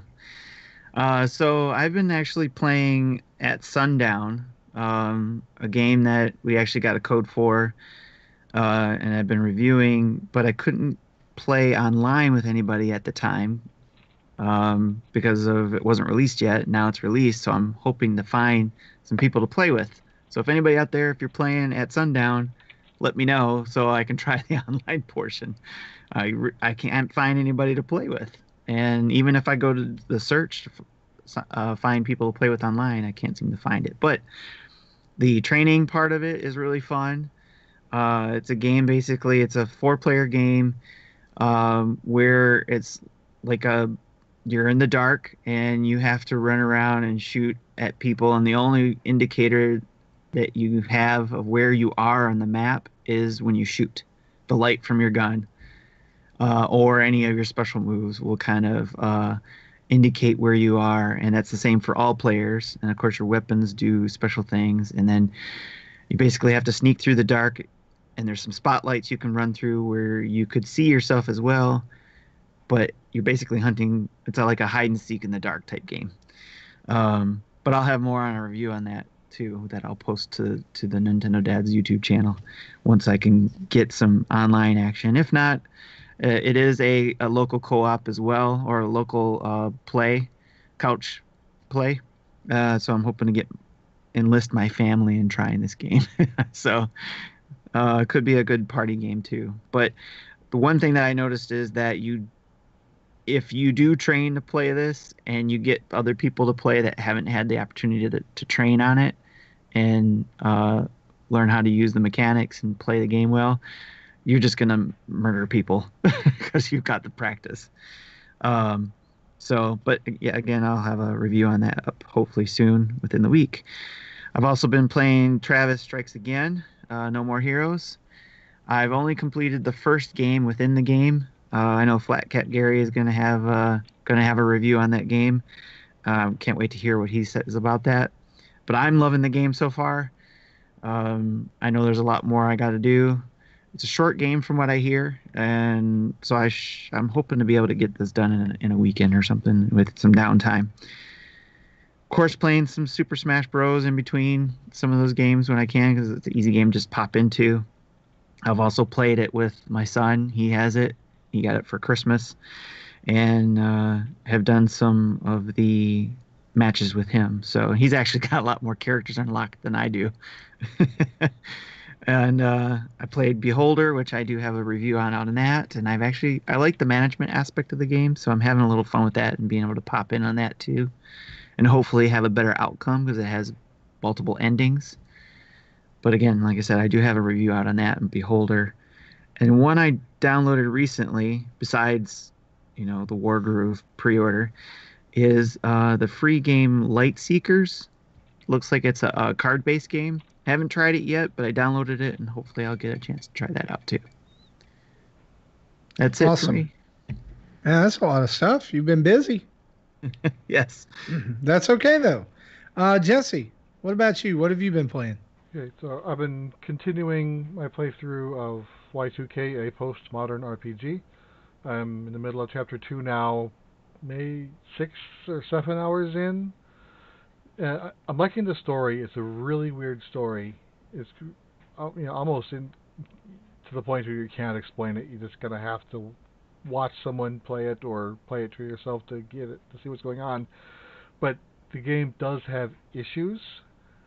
It's when I wanted to talk about it last week, but for some reason I completely forgot about it. But when the loading times between overworld and a battle is insanely long. It's like 20 seconds. Yeah, so there thankfully isn't very many random battles. There are random battles, but they're pretty infrequent. And so far, and there is it took me. You don't even get a chance to level up until like near the end of chapter 1 or the start of chapter 2. But once you start figuring out the level up mechanic, the XP needed to level up seems to be fixed. So you can level up every 3 or 4 fights. So I don't know how long each chapter is. I don't know how many chapters there are yet. But it seems like I think the game is self-aware that its battles are kind of clunky, so they don't really shove that down our throats. So a plus side to a negative side, I suppose. And even once the battles themselves are loaded, they're really slow because there's like each character has their own like action time event, a mini quick time event of sorts to add up the combo count. Like the main character Alex is his weapon is an LP record. And the graphics puts the LP on the player and starts it, and there are 3 lines on it, and when the needle hits the lit area, you're supposed to hit the button to, to get it to increase your combo. So just that process itself is like 15 or 20 seconds just to do one attack. So it's like I kind of dread the battles, but again I'm liking the story. So it's enough to keep me playing, but it's still it, another the battle system is the biggest problem with the game. So as long as it keeps itself balanced like this, leveling up every 3 or 4 fights and not very many random battles, I think I'll be able to tolerate it. But if it starts getting grindy, then that's it. I'm not gonna. I don't want to grind with this system. Jesse, I have a question for you on this Sure. game.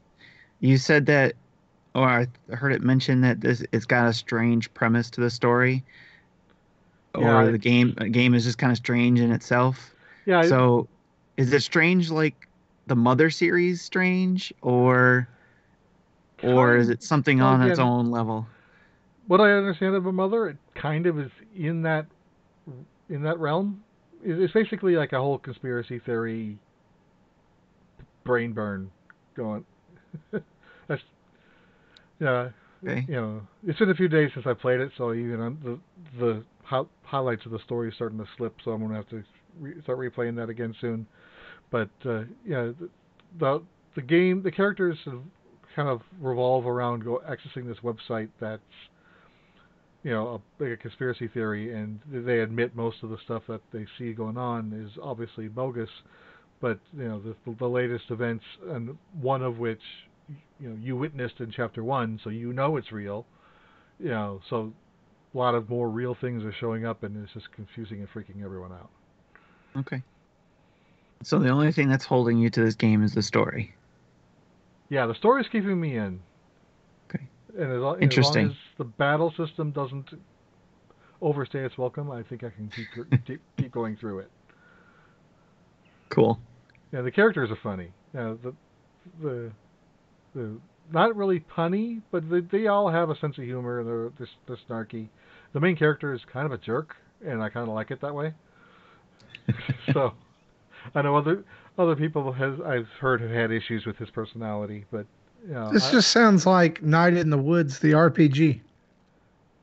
kind of with humans instead of anthropomorphic characters. I've had a really hard time with Night in the Woods simply because the main character is just so unlikable.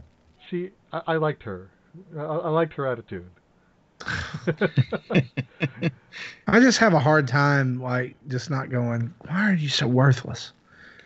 Anyway, Anyway, that's so I'll be that's just keeping. me. It's probably just my problem. I haven't peeked yet. I kind of want to. On the other hand, I don't want to find out how many chapters are in the game. Uh, if I find out, if I find out this game has 15 chapters, I might go, no. But that's why I don't want to find out until I get there. Okay, Do then you the want other. me to look for you? No, not now, please. All right. So the other game I played is there's a demo that came out last week for a game called Pixel Colors. It's by the same people who did Pixel Lines, and it's got a similarly strange storyline. And where Pixel Lines, all the characters were in kind of traditional 2D art. The characters here are kind of crudely 3D modeled, so they kind of have a different art style going on, even though they're the same characters. So the gameplay is more, from a high level, it's Picross color, similar to Pick a Pix color and pieces that I've been playing all year round. But the difference is, with Pick a Pix pieces, that's more like a traditional Picross where it tells you, like you have, there's going to be a red one, then a green one, and then a red one, and then a black one, in order. But but Pixel Colors just says there are 5 reds and 5 blacks that aren't all in one group, so you figure it out based on the clues. So it's a little bit of a different logic twist. I think Picross 3D 2 did something similar on the 3DS. I think it was a similar aspect to that, except for that was limited to 2 colors, but this can be several colors. And in this game, at least in the demos, there are no null pixels. Every pixel has a color. So I think that helps the logic run through. When you start getting null colors in there, then that could start messing things up. But so Marty said he tried it and wasn't as thrilled as me. I enjoyed the Yeah, I hate logic. this game. I enjoyed the logical twist to it, and it comes out. And the thing is, I loved pixel lines so much, it made me want to try this game. And then I was like, wow, you just took Picross, made it even harder, and I hate it. So I think it comes out next week for $12. I would have pre-purchased it if it was available for pre-purchase. It was not. It was just sitting there in the coming soon section. So I do plan on picking that up probably when I'm done with Y2K. I'm sorry, I can't do it. Like I played the first like 3 puzzles and I was like, oh my gosh, this is no. Yeah, when you get to the 15 by 10s, there was a little bit more challenge. Yeah, 5 by 5. I can't even get past the first What was the name of this again? This Pixel version? Colors. Pixel Colors Pixel demo. Colors. Piczle. Yeah, just go ahead and put it on your list of games not to download. Well, try the demo. It's free. Hey, try the demo. I mean, if you like Picross, try the demo. At least decide for yourself. Don't let it be the decision. If you don't like the demo, you're not going to like the game. This type of thing, the demo is not going to hide anything like other demos might hide stuff. But this is what this is. Absolutely. So let's talk about what I've been playing. We got a code for a game called Big Crown Showdown, which is supposed to be an arena style, party game about knights. That is on Switch right now, but I'm running into the same problem with it that Tim is running into with At Sundown. It is a primarily multiplayer game. So it's either couch co-op or online, and I didn't have time to sit down and couch co-op it earlier this week. And going online revealed that absolutely no one is playing this game, which right. That's a tough spot to be in. So I really don't have much to say about the game. I am going to throw a video up on YouTube over the weekend. Me and my son playing. We played a little bit tonight. The basic premise is that at the very beginning, you get a very loosely put together story. There's a king, and an evil wizard comes and throws him out the window of his castle and then says, I'm the new king, and banishes the knights that you play in the game to another dimension for 100 years. And when they come back, they are entered into what is called the Big Crown Showdown to determine the new king of the realm. And it's largely like a run through the level and survive as long as you can, be the last one standing. And it's like a 3/4 perspective auto scroll level where you can punch your opponents off the map and into hazards. And there's all kinds of like spiked pits and moving platforms and all kinds of things that you will have to navigate as well, all while the screen auto scrolls you through the level. I didn't love it when I first played it. And the online thing, like not even being able to play it in a tutorial to see how the game controls or to see some of the things that the game offers was a big turnoff to me, simply because I don't play online as much as everyone else. And so I'll talk about it more in the video, so that you can actually see the game and everything. But so watch our YouTube channel. But I just was not it wasn't a game that I was like super jazzed about. This came out back in December on the eShop, and if it's the middle endish of January and already no one's playing online, I don't think that says very good things about the game. Yeah. I was surprised you were even not even more angry at this game because it seemed to remind me a little bit of what you hate most about Mario Bros. U Deluxe. No, because there's really not any cooperating in this game. Like Okay. there's in fact there's none. I mean, it's about be the last one is it standing. like a MOBA or is it something else? No, I mean it's an action game. So like you're trying to be the last one standing in the So level. like a baby battle royale. Yeah, yeah. It and it's weird. So like yeah, you're not contained in an arena. How Like many characters? How you're many being players should? forced to move on through this level, jumping over platforms and avoiding traps and different things like that. Yeah, it's four So players, right? it's 4 players. Yeah, I mean it smacks a little bit of Castle Crashers, except it's not. That's a game I wish somebody would port to the Switch. Sounds like it doesn't Can we know what it get the wants to behemoth be. on that? Let's do Castle Crashers. Let's Jesse, talk to what them. was your question? I'm sorry. I said it sounds like the game doesn't know what it wants to be. No, I think I'm maybe not describing it well. I think it knows Okay. what it wants to be. Okay. It's a couch co-op party game. It wants to be online. That Yeah, it wants to be online where nobody is. Yeah, Uh, that's exactly what I was running oh, into. You could do the couch battle. I wouldn't even call it co-op. It's a couch battle part, just like my game. And then, or you can go online and play with people. But that's the part I'm running into where I can't find people because I don't think yeah, it's cross-platform, obviously. So yeah. If you can't I find people to play on or to play with, it throws that online component right out the window, and that's not a good place to be in if you're a primarily online game. yes, A game that I did have more favorable reaction to is one of the surprise release games that came out this week. When ski lifts go wrong. This is by Curve Digital, who also did Human Fall Flat, which is available in the eShop right now. And this game's also out too. It's $15. If you've ever played Bridge Constructor or Bridge Constructor Portal, you kind of know what to expect here. You're wanting to build a ski lift to get people from one side to the other safely. And there's all the different things that you can do with that, building towers to attach wheels to attach the line to. There's even drag lifts that are in the game where you have to be sure that they stay low enough to keep, skiers skis on the ground.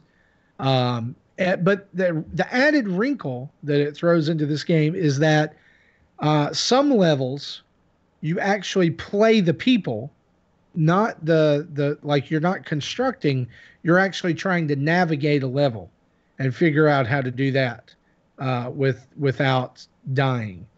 And so far, I've played them where you're on a snowboard and skis and a snowmobile. And so you'll actually control that character as you're doing that, and you're trying to. There's each level has a medal in it that you can get, and then there's additional medals that you can get for completing objectives. and those are the It's levels really that fun. I said looked like trials levels. Yeah, it does. Especially the snowmobile levels look like trials levels. So far, it's pretty fun. I worked my way through the tutorial earlier, and then did get into some levels, some of the initial levels, and it's quite challenging, even from the beginning. I'm actually really happy with it. Um, I loved Bridge Constructor Portal when we had it and reviewed yeah, it, that was fun. about a year ago. Yeah, Great sense of humor. That's one of my backlog games. I bought it and never touched it. The only thing that kind of separates that one and kind of puts it a little bit higher than this one for me is the connection to Portal and GLaDOS and being characters in a series that I love, and it feeling like it fits so well in the Portal universe. This one doesn't. I mean, you're just playing like ski lift people. Like, it's like random skier number one. You're going to try to get them from side to side. It does. Like, if you kill the people, there is blood. They're like, you'll like drop them on their head and blood will shoot out and all kinds of stuff. So it may not be the best game to play with kids unless you want to answer that question about what is that? Why is red shooting out of them? But So it's for I the do older, believe. For the older kids, it'd be fine, but for the younger kids, It's not rated so much. T for teen here in the States. Yeah, So that sounds like probably a good firm T then. yeah, I think it is, but it's not like they die and they're screaming, or Right. Well, it's still comical. It's comical violence. Hey, Marty, right. what you'll have to do is use the share button and share some of those funny instances sometime, post it on Twitter or something. Yeah, well, they happen pretty often. I mean, I'm not great at it at all.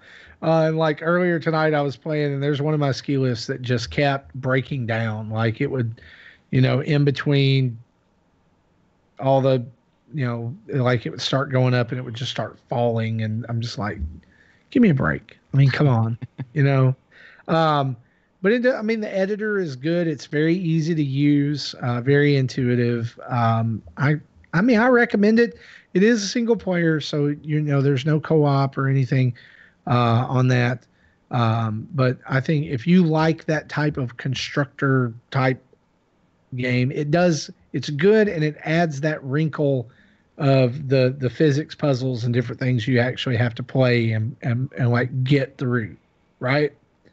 So there's some challenge there as well, and there's also a sandbox mode. You can play like the campaign where you go through, the tutorial and everything, but there's also just a sandbox mode that you can play where you can build the ultimate ski lift, whatever you imagine, which I think is a nice little touch as well for that. So go check that out. That's by Curve Digital. One last game that I've been playing, and this one even surprised me, guys, was I have been playing Zelda 2 Woohoo! on the online, Nintendo NES Online. SP? I have no, not the SP. Okay. I have a confession to make. There are 3 Zelda games that I have not beaten. One of them is Zelda 2. The other 2 are Majora's Mask and Skyward Sword. I will never finish Skyward Sword because I hate that game. I cannot stand it. Okay, Majora's I played Mask it is twice, so you can have one of mine. Majora's Mask is almost there for me. I don't like it. Um, Have you tried the that 3DS version? 'Cause- I have the 3DS version, okay. and I got through the first dungeon and into the second one, and I just backlogged it, and now I would have to start over to do it. Right, And because I just that Majora's Mask was a game I never could play on the N64, but the 3DS version with the improvements, I was able. yeah, I mean it. Like I finished it. it was fine, but I just don't like the time mechanic. I think it's stupid. I think it's senseless to have. But I've decided I'm going to fix this Zelda 2 problem, right? And part of the reason I never finished Zelda 2 was when the timing of when it came out. I was a kid. I didn't understand the game. I just bought it, and it was like, oh, it's Zelda 2. Why is it not like Zelda 1? This sucks, And then it's always been in this the back of my mind is like the Zelda game I'll never beat, and I've just decided I'm gonna just chisel away at it until I do it. And so I'm playing through it with a guide right now, and Save states uh, help. yeah, save states help immensely. It's still really hard. Like that's a really hard game. Are you having Yes. fun with it? Yeah, yeah. Like I'm to a point. I finished the first palace, and I just today, like this afternoon, when I had some free time, I got the hammer, and I'm now headed east to get the second heart container. So like there's all these things, like the heart container and the magic containers and stuff like that I did not know about when I was a kid, when I was playing this game. Now I'm playing it, and I did beat this game once as a kid with a game genie, but I've decided I cannot let that stand. I have to beat it myself. Yeah, I plan to be playing this game, but I want to play the Japanese version to see how with the modified RPG mechanics work. To see, and I heard 2 of the dungeons were actually retooled as well. So Isn't the Japanese version easier than the American probably, version? yeah, it can be if you level up your character in a specific way, because like you can just say your first 8 levels are all attack, So then you can just powerhouse through levels Oh wow. 2 and 3, because you don't really need magic much until around that time of the game. Then you can start leveling up the magic, which the higher the magic, the less magic points are required to cast spells, and then you Yeah. can level up the life, which basically is your defense. Is you take less and less damage for the same hit from it. The Yeah. higher that is. I maybe I do need to play the Japanese version. I don't know, because like right now, what I've been doing is just as I go have been going through, it's like, oh, I've got enough points to level up. I'll level up that. Yeah, what I normally recommend people do is don't level up life until your attack is at least 3 or 4. So Right. you can choose cancel, and your points will still accumulate. And when you get to the next, Unless you die. unless you die, then you lose it all. So it is a risk reward. Yeah. There's some interesting design choices in this game that I'm not really sure that they thought all the way through, but or maybe they did. Who knows? So that's what we've been playing, guys. Let's move it very quickly into our community spotlight.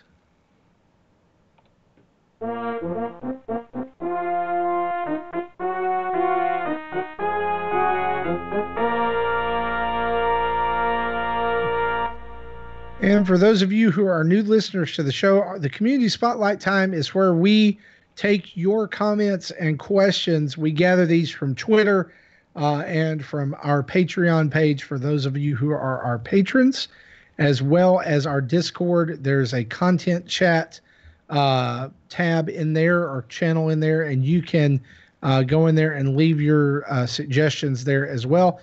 Well, let's hit up Patreon this week first.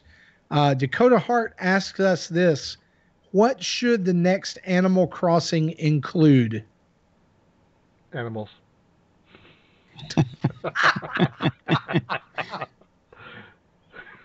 Oh, thank you, Captain Obvious. You really don't have a better answer than that. I don't play the series. I tried. Okay. New Leaf Okay. was the first one I tried, and it didn't really click with me. And so no, that's another one of the series I don't play. All right. Tim, what about you? What should the next Animal Crossing include? Probably, I don't know if this is obvious or not, but I would like to see it connect to Pocket Camp. I think that would be cool if it did that. Mm-hmm. I actually came up with a couple of things for this. Number one, I think it has to include the house arranging / decorating improvements from Happy Home Designer. Yes. And then my second one is actually what I predicted during our prediction show. It needs live voice chat so that you're able to talk to the people who are in your town while they're in your town. Like where you could say, like, let's say you came to visit my town. I could say, hey, Tim, let's go fishing. Yes. Or let's go over here. Or let's go digging for gyroids. That kind of thing. Like, it's time for that series to have communication. There's one that I really like that Bobby, the Nintendo guru, had mentioned, because you know how much he likes his Animal Crossing, which is the ability to give levels of permission to people you let into your town. Oh, so yeah. You would give certain people access to do whatever they like in your town because you trust them. Or if you have a visitor, you have no idea what they're going to do. You just give them view only type permissions. Yeah, like you don't want just anybody coming in and like chopping down all your trees. Right. In your town. So, That's great. And I know some people are going to try to correct this. Like, I know that there's been voice chat in Animal Crossing before. Like, the We Speak was created just for Animal Crossing, basically. You remember We Speak or We Chat or whatever it was? But even if it's just through the Nintendo app, I know you can do it through Discord right now, but like there needs to be an official solution for that. And there needs to be I think it would be cool to also have more than one person in your town at a time. Like if you want to party up and go into somebody's town. I was just thinking it'd be cool if Nintendo actually worked with Discord and, even if it was just at the game level and was like Discord Animal Crossing, connection there or something. That's not that's too easy. It's not going to happen. So here's a more serious answer. Will never happen because Virtual Console replaced it, which is now dead. But bringing back those, like, the GameCube version had the NES games that were pretty much Virtual Console 0.9, and they were free. They were just you just had to find them. Yeah, it's going to be interesting to see if that carries over, right? Kind of could steal some of the thunder from Nintendo's online service. So I'd say that's not going to happen. Maybe that's why we don't have GameCube games. But this requires. Yeah, I was going to say, unless it's some crazy 3DS games or it's DS games. Well, right, there but you go, you're DS still games. going to need the online service in order to access other people's online. So you're not really losing anything. GBA from that games. Point of view. Right. Yeah, if it's GBA games. Ooh, look out. That's the GBA classic everybody's looking for. It's within Animal Crossing. Tech Mike asks us this: what will the new Pokemon game include? And Jesse Waldack, if you say Pokemon, so help me God. Okay. He also says, where is Pikmin? Seriously though, as the resident huge Pokemon fan, Jesse, what do you think? What do you think we're going to get with a new Pokemon game? It's hard to tell because the Pokemon games, especially the end games, usually just get off the wall with the story. Something ends up being world-ending catastrophic, and then somehow this 10-year-old boy fixes it. So magic. So I imagine I have no idea what to expect. I'm just going to keep an open mind on that one. I don't know. So Tim, are you hyped about the Gen 8 Pokemon? Think it might come this year, or you think it's going to be delayed like me? I do think it could possibly be delayed, but I also agree that they need to have something that would fill that spot. Well, they do. It's called Pokemon Let's Go Meryl.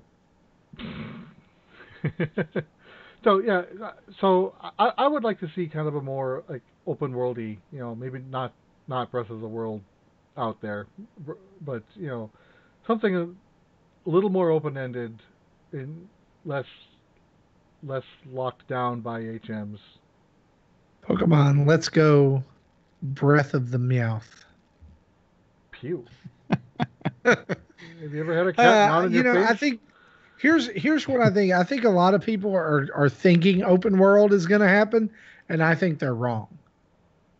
I think it's going to be more traditional than that. But I also think that it's going to include more elements of Let's Go than people want it to or think it's going to as well. And that was my prediction, and I said people will cry. And it's okay. Let them cry. Like I said, your salty Pokemon tears are delicious. Where is Pikmin? We don't know. And I know good friend of the show, Dave Ernsberger, is probably looking for this Pikmin 4 as well. Pikmin which is Pokedex entry 860. By the way, was done about 4 years ago, according to Miyamoto. Who knows where it's at? It's sitting on somebody's computer at Nintendo. That's where it's at. When the Wii U Classic comes out, that's when they'll bring that game out. Yeah, it's going to be Pikmin 4. Tim, you asked us this question. I skipped it just a minute ago. I didn't mean to. It said, would Nintendo of America cancel an unannounced direct because of internet trolls and data miners? Yes. Example, Reggie says, well, since I think they know everything, let's let them make these predictions and see how they all get it wrong. What do you think? No, I don't think they care. I honestly don't think that they're monitoring their social media that closely. It's just, I just think it's funny because it's like the trend that we look at, like, okay, last couple of years we got something January, February. I know we still got some time. You never know. But all these people are like, oh yeah, we're getting it this week. And then, it didn't happen. Oh, that's because it got pushed to this week and it didn't happen. So that's what made me think of that question. Like, they're sitting back and laughing, because they're like, You thought that wrong. Ruin it for everyone. Yeah, and I just I don't see him being that petty. I don't guess, but I don't think it would be Reggie. Maybe it's more of a Nintendo, the corporate side, just now more can I? like Now here's the thing. Let's be real about this. Okay, did I see Reggie doing that? Nah. Did I see Bill Trennan doing that? Oh yeah. Did I see Trennan doing it? Oh yeah. Trennan's like, oh, so you want some news, huh? Too yeah. bad. Canceled. I don't know. I don't know. I still think we're getting a direct. In fact, I saw as we were talking a few minutes ago, I saw someone on Facebook post that it's going to be on February 1st because of the investor call is January 31st. And I Nintendo don't. Switch on the Wii shop shuts down on the 30th. Piranha Plants due the 31st. The investor calls the 31st. I don't. I can see it being maybe up to a week after. I don't think it'll be like next day after.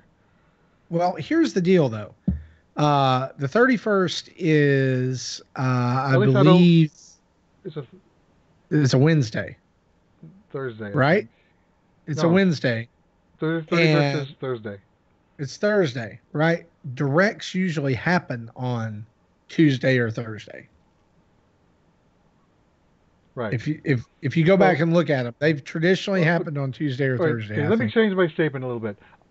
I don't want it to happen that close because give us some time to absorb the news and spit it out before you give us more news.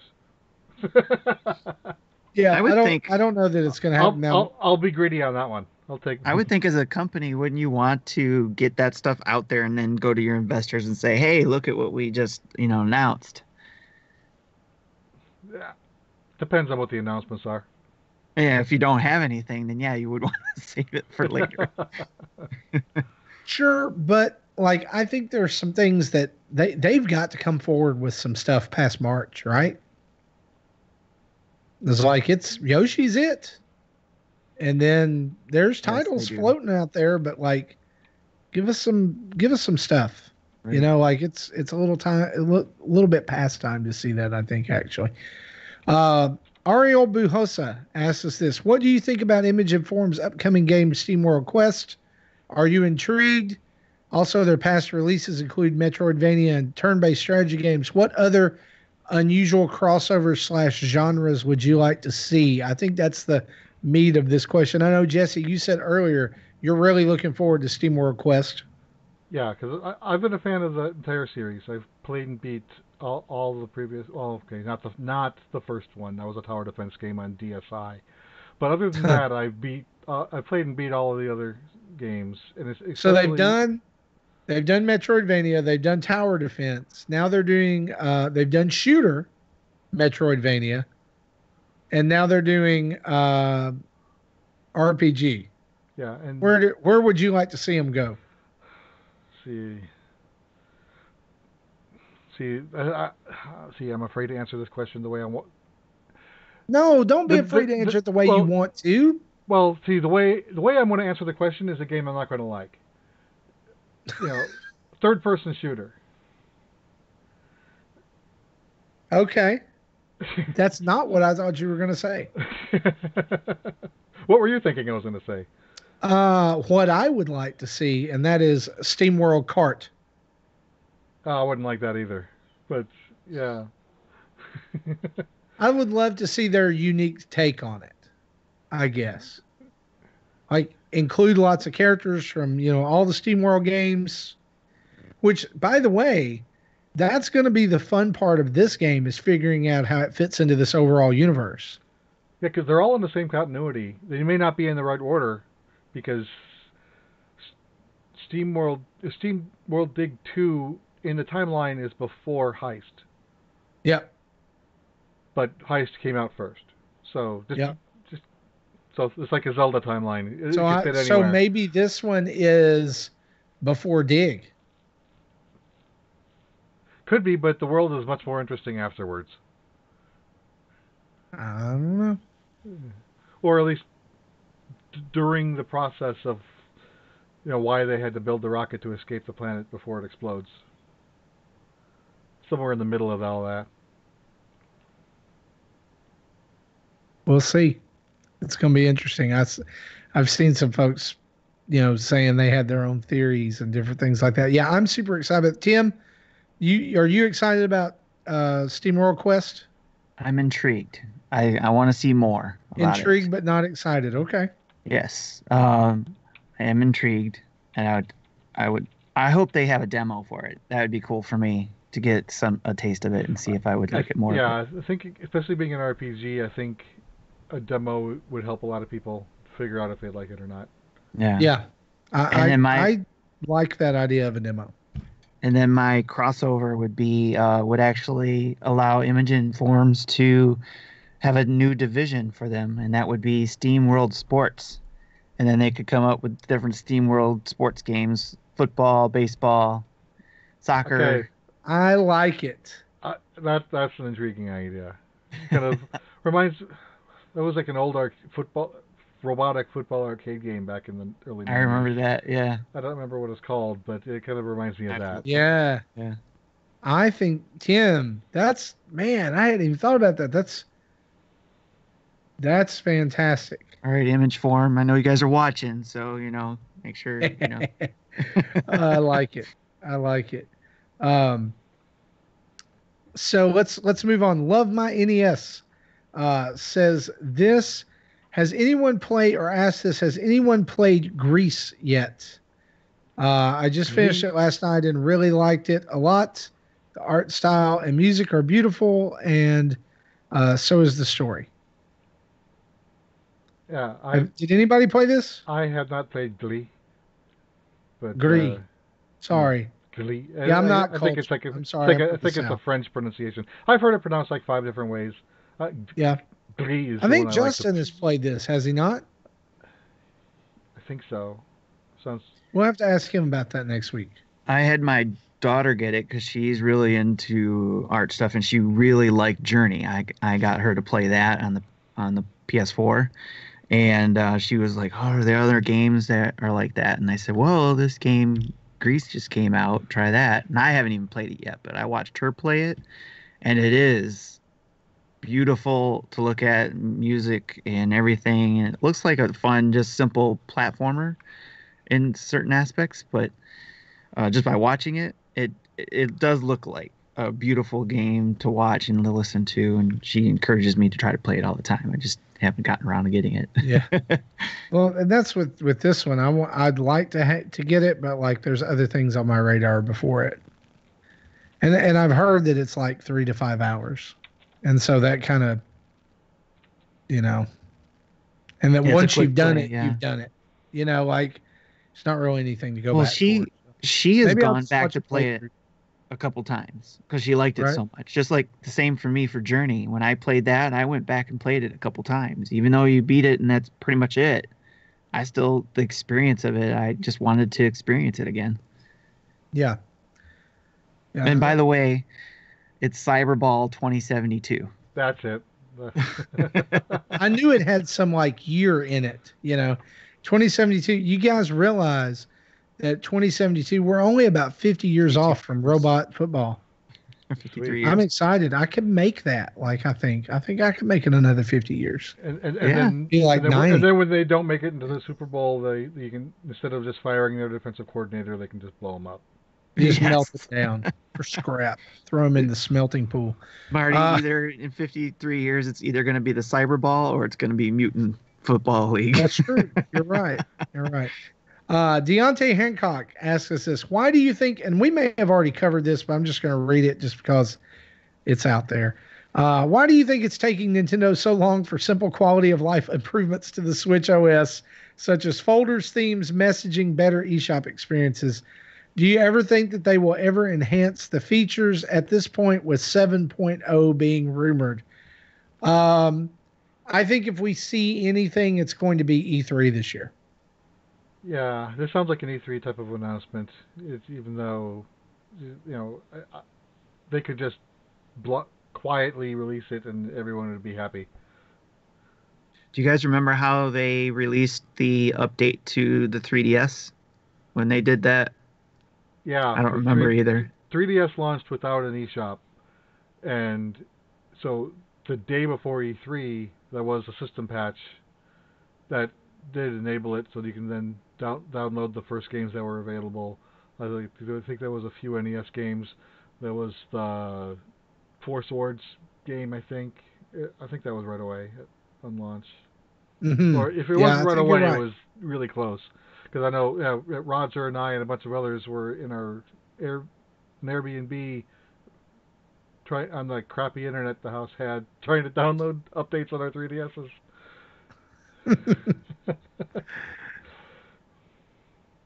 Yeah, that I don't know when that's going to happen. I hope it's soon. I would love it if it wasn't before, if it didn't wait till June, but I think that's your best bet.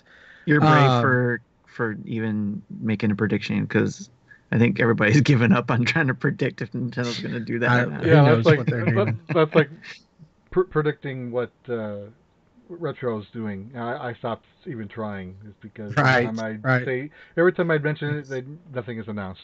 Well, I mean, Jesse, now it's Star Fox Grand Prix. I mean, set in stone. People have seen it. They've played it. There's your crossover right there. And there you go. And then they Last one woke from up. Patreon. Brody Peddle asked us this, and I love this question. What is your shut up and take my money announcement that Nintendo could make? For me, it is Mario Maker on the Switch. Tim, what is it? What's your shut up and take my money announcement? Gary's gonna love this one. Metroid Prime Trilogy HD. Okay. Zelda Gotcha. Maker. Oh my gosh. Zelda Maker, yes. Yes. Wow. That's a good one. For me, it's going to be F-Zero reboot. Picross E10. And it's not going to happen. So like, I mean, like Captain Falcon only exists in Smash Brothers games anymore. So I mean, I totally get that. I do love the fact that in World of Light, I don't know if you've played this yet in Smash, Tim, the part in World of Light where you drive around in Pico's car. Yes. Yep. Complete with F-Zero sound effects. Yes. And I'm like, God, Nintendo, why are you doing this to me? Just to torture you, Marty. Yeah, it is. Just to torture you. Torture me. Heading over to Twitter, we've got a couple of tweets here we want to throw out. Mecha, and this guy is at Mecha Dragon 101. Nintendo Wii Shop channel's closure next week. What are some games or things in general you'll miss from that channel and service? Start with you, Jesse. Anything, any Wii channel or Wii Shop exclusives that you can think of that you'll miss, or things you might miss about the shop channel? Honestly, I haven't logged into the Wii Shop channel since the Wii U launched. So I transferred my Wii library onto the Wii U, but really I haven't bought anything else from on there. So I'm sure there are plenty of games that will be gone to time, because that's the only way to play them. But off the top of my head, I couldn't name any. Castlevania Rebirth is one of the ones that comes to mind.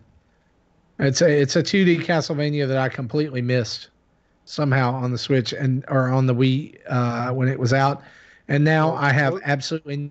Wasn't Rondo of Blood? Get it? Or one of the Dracula X or ish? One of no, those it was a remake of Castlevania Adventure from the Game Boy. Okay. No, I mean, yeah, a different game, but I think. Oh, you're thinking. I think one of those. You're thinking Dracula X, yeah. Yeah, so which was a remake of Rondo of Blood, right? Or a demake, one of the two. Yeah, it was like the one that Richter Belmont was. Yeah, I think it was based off of this game, Rondo of Blood, but was kind of dumbed down because Super Nintendo engine versus PC engine. Yeah, a lot of people didn't like that. Yeah, but that's as far as I know, that's the only place you can play it. Yeah. What about you, Tim? Anything from the Wii Shop channel you'll miss or from that To be, service?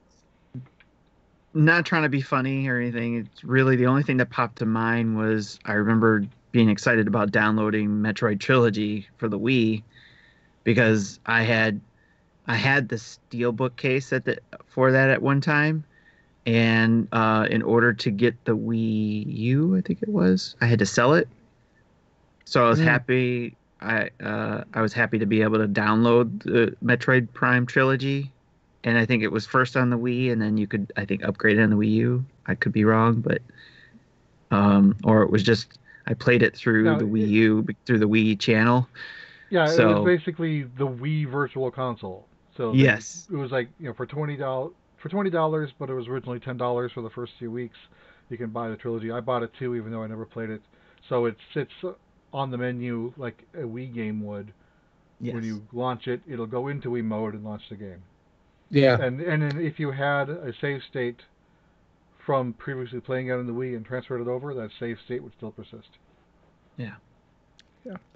I'm gonna miss a couple of things. Number one, I will miss the Mario's running across the screen picking up coins, showing Oh, the like the download status. And like you had the Oh yeah, Fire that's right. Mario. Sometimes it would be Fire Mario, and you could press the one button on the Wii remote to shoot fireballs. I don't Yes, think I ever knew that. Yeah, I forgot about it was that. really cool. And now you can't. I mean, I guess you can re-download stuff you deleted, so you could go try that. The other thing I'm gonna miss is I'm gonna miss the music. Is this really Yeah, really catchy? we actually got a request to have that queued up to play next week. Oh, we will. I'm gonna try to get that. I'll We try need to to get find a that set up. remix of that. Okay, we need to find some kind of good remix of that somewhere, or like a OC remix. Um, the other thing I'm really going to miss is, and I'm not sure that this is particularly something about the Wii Shop channel, but I just miss it in general. Is I miss, and I think it's a missed opportunity that they have not done some kind of successor to the Everybody Votes channel. Oh yeah, I forgot about that. I liked that when it was a new thing. Yeah, I loved the Everybody Votes channel. My our whole wife and family I would do that. used to check the Everybody Votes channel at least once a day, Good um, call. I like that one. I forgot about that. just to see if there were new questions. And like you could use multiple me's in there, right? I mean, like you could have all of your me's Yeah, and pull them where they you wanted them. I miss that Everybody Votes. I would love to see and an then watching Everybody the Votes statistics. switch come back. Yeah, that would be cool. And looking at Maybe all do the it via the statistics news afterward. feed. I mean, Nintendo's kind of got something like that almost going on with like if you'll notice sometimes in the news feed on the Switch they'll have a little thing at the bottom of the article that says did you like this or not, and you can tap the heart or the heartbreak, and it'll like do you want to see more of this. The ability's there, Nintendo. Let's get some of that little charm back. I don't need the like photo channel and the weather channel and all that stuff, but I want my Everybody Votes channel back, please. I even used to use the Weather Channel back at I did too. I like the weather channel. I don't think there was anything wrong with that. because back then I didn't have a smartphone yet, and so Right, I didn't have live weather at the touch of a button. right, right. I love it. Shell Shock Prime asks us question for all, but especially for Marty. If Capcom made a co-op Mega Man side scroller, how do you think it would work? I'll tell you how I think it would work. It would be amazing as long as there was no friendly fire. And keep them away from a shower, apparently. Yeah, I ugh. If they made it like Mario, like you'd shoot and it would hit your teammate. No, oh my gosh. You know what I'd really like to see? Um, I would love to see a game either Mega Man and Proto Man teaming up to take on, playing through the level together, or X and Zero. A crossover. That's cool. Oh yeah, that would be great. That would be awesome. Yeah. And then you can pick which one you want. Do you want Proto Man and Zero? Do you want X and Mega Man? Zero Yes. and Mega Man? Yeah. Oh, it'd be good. Yep. Let's do it. Let's do it, Capcom. Because they're watching too, Yeah, that we know they are because Capcom, we talk about Mega Man so Capcom. much. That's what I want. That's how it would work. Y'all have any other ideas? We're spitballing here. No, you got that one. You're No, the we Mega got, Man got, expert. got it. All right. Last one, last comment of the night. Um, Noah at Herm Noah asks us this: what do you wish you saw in the indie showcase? One thing, Tim. What do you wish you saw in the indie showcase? Wow. Nothing, apparently. Jesse, Yeah, what do you wish you saw in the indie showcase? I'm kind of drawing a blank too. I'm going to tell you one that I wish that I had seen in the indie showcase, this probably will get me thrown out of here. I don't care. Um, is and I'm going to look this up before I say anything about it. Okay. Um, I want Tetris Effect on the Switch. Ah, Why would that get you thrown out? Well, because I thought it was developed just by Sony, but then I went and looked, and it's Monstars Incorporated and Resonator, published by Enhance Incorporated. The fact that we don't have anything other than Puyo Puyo Tetris on the Switch is a crime. Be cool to play it in tape mode. You could do it like, Tate. Tate. Yeah, I was about to say, here it comes. Not there. Yes, it would be incredibly cool to play it with the flip grip. NBC said it twice in the last episode. I was yelling at them in my car. But yeah, Tetris Effect. I want to see. I want a Tetris. I want another Tetris game on the Switch that's not Puyo Puyo.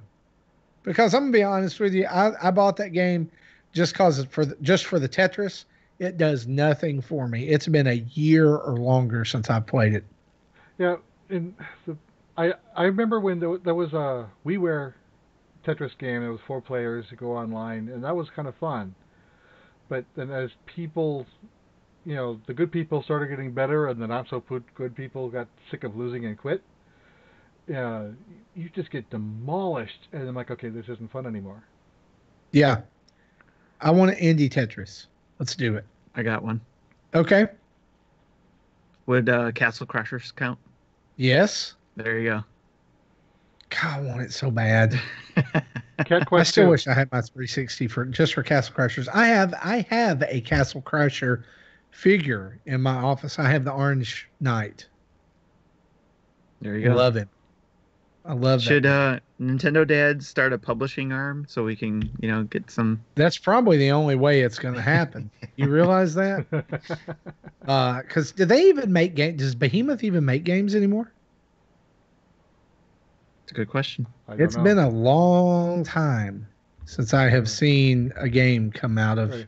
So I would have liked to have seen more new or any information about Cat Quest 2. That was announced like 6 months ago, saying it's coming in early 2019. Other than that, haven't heard anything. Apparently, they published a new game on Xbox One last year called Pit People. Never heard of it. I haven't either. It is a master the destiny of a full cast of tragically unique heroes as you plot a course across an apocalyptic wasteland, otherwise known as My Thursday. No, I would a strategic game of positioning. I need to see what this is about. I've always loved their art style. I've always loved their sense of humor. I need this game. I need Castle Crashers on the Switch. Can I also I want to mention one. I know it's never going to happen, but honorable mention. Cuphead. Oh yes. Yeah. Yes. Cuphead on the Switch. See, another game I wouldn't play just because I don't like challenging platformers like that. Man. But I don't not wish it on the platform because I know I people love want to it. hate that game. Just because it's so hard, but it's so good. It's so good, man. Guys, great engagement this week. Thank you to our community for always keeping us on our toes, asking us questions, hanging out with us in the chat during the show and all kinds of other things. I know the show's gone a little bit long tonight, but we had a lot of news and a lot of stuff to get through. But that is episode 214. We want to thank you guys for joining us. And we also want to thank Tim Off, our community manager, for joining us as well on tonight's show. Thank you for having me. And so with that, let's wrap up this episode, shall we? We want to say a huge thanks to our Patreon producers, Chris Mears, John Blanco, Dave Ernsberger, and Timothy Off himself. You too can head over to patreon.com/Nintendo Dads to support us. Even for as little as $1 a month, you get access to exclusive Discord rewards and all kinds of other stuff. You can go read all the tiers over there. You are bright, shiny, intelligent people, and we trust you to do that. You can follow us on our social media anywhere: Twitter, Facebook, Instagram, Twitch, YouTube, at Nintendo Dads. That's at Nintendo Dads, anywhere where social media is found. You can email us at nintendodads@gmail.com or call in and leave a voicemail at 929-25-NDADS. That's 929-256-3237. If you want to buy some sweet Nintendo Dads merchandise like the shirt Jesse's wearing or the phone cover currently on his case, you can go to tiny.cc/Nintendo Dads store, all lowercase, and score yourself some of that sweet Nintendo Dad swag. Big thanks to OC Remix for all the music used throughout the show, and Adam Leonard and Carter Johnson for the sweet artwork they have done for us. For me, for Jesse, for Tim, this has been episode 214 of Nintendo Dads. Bye-bye.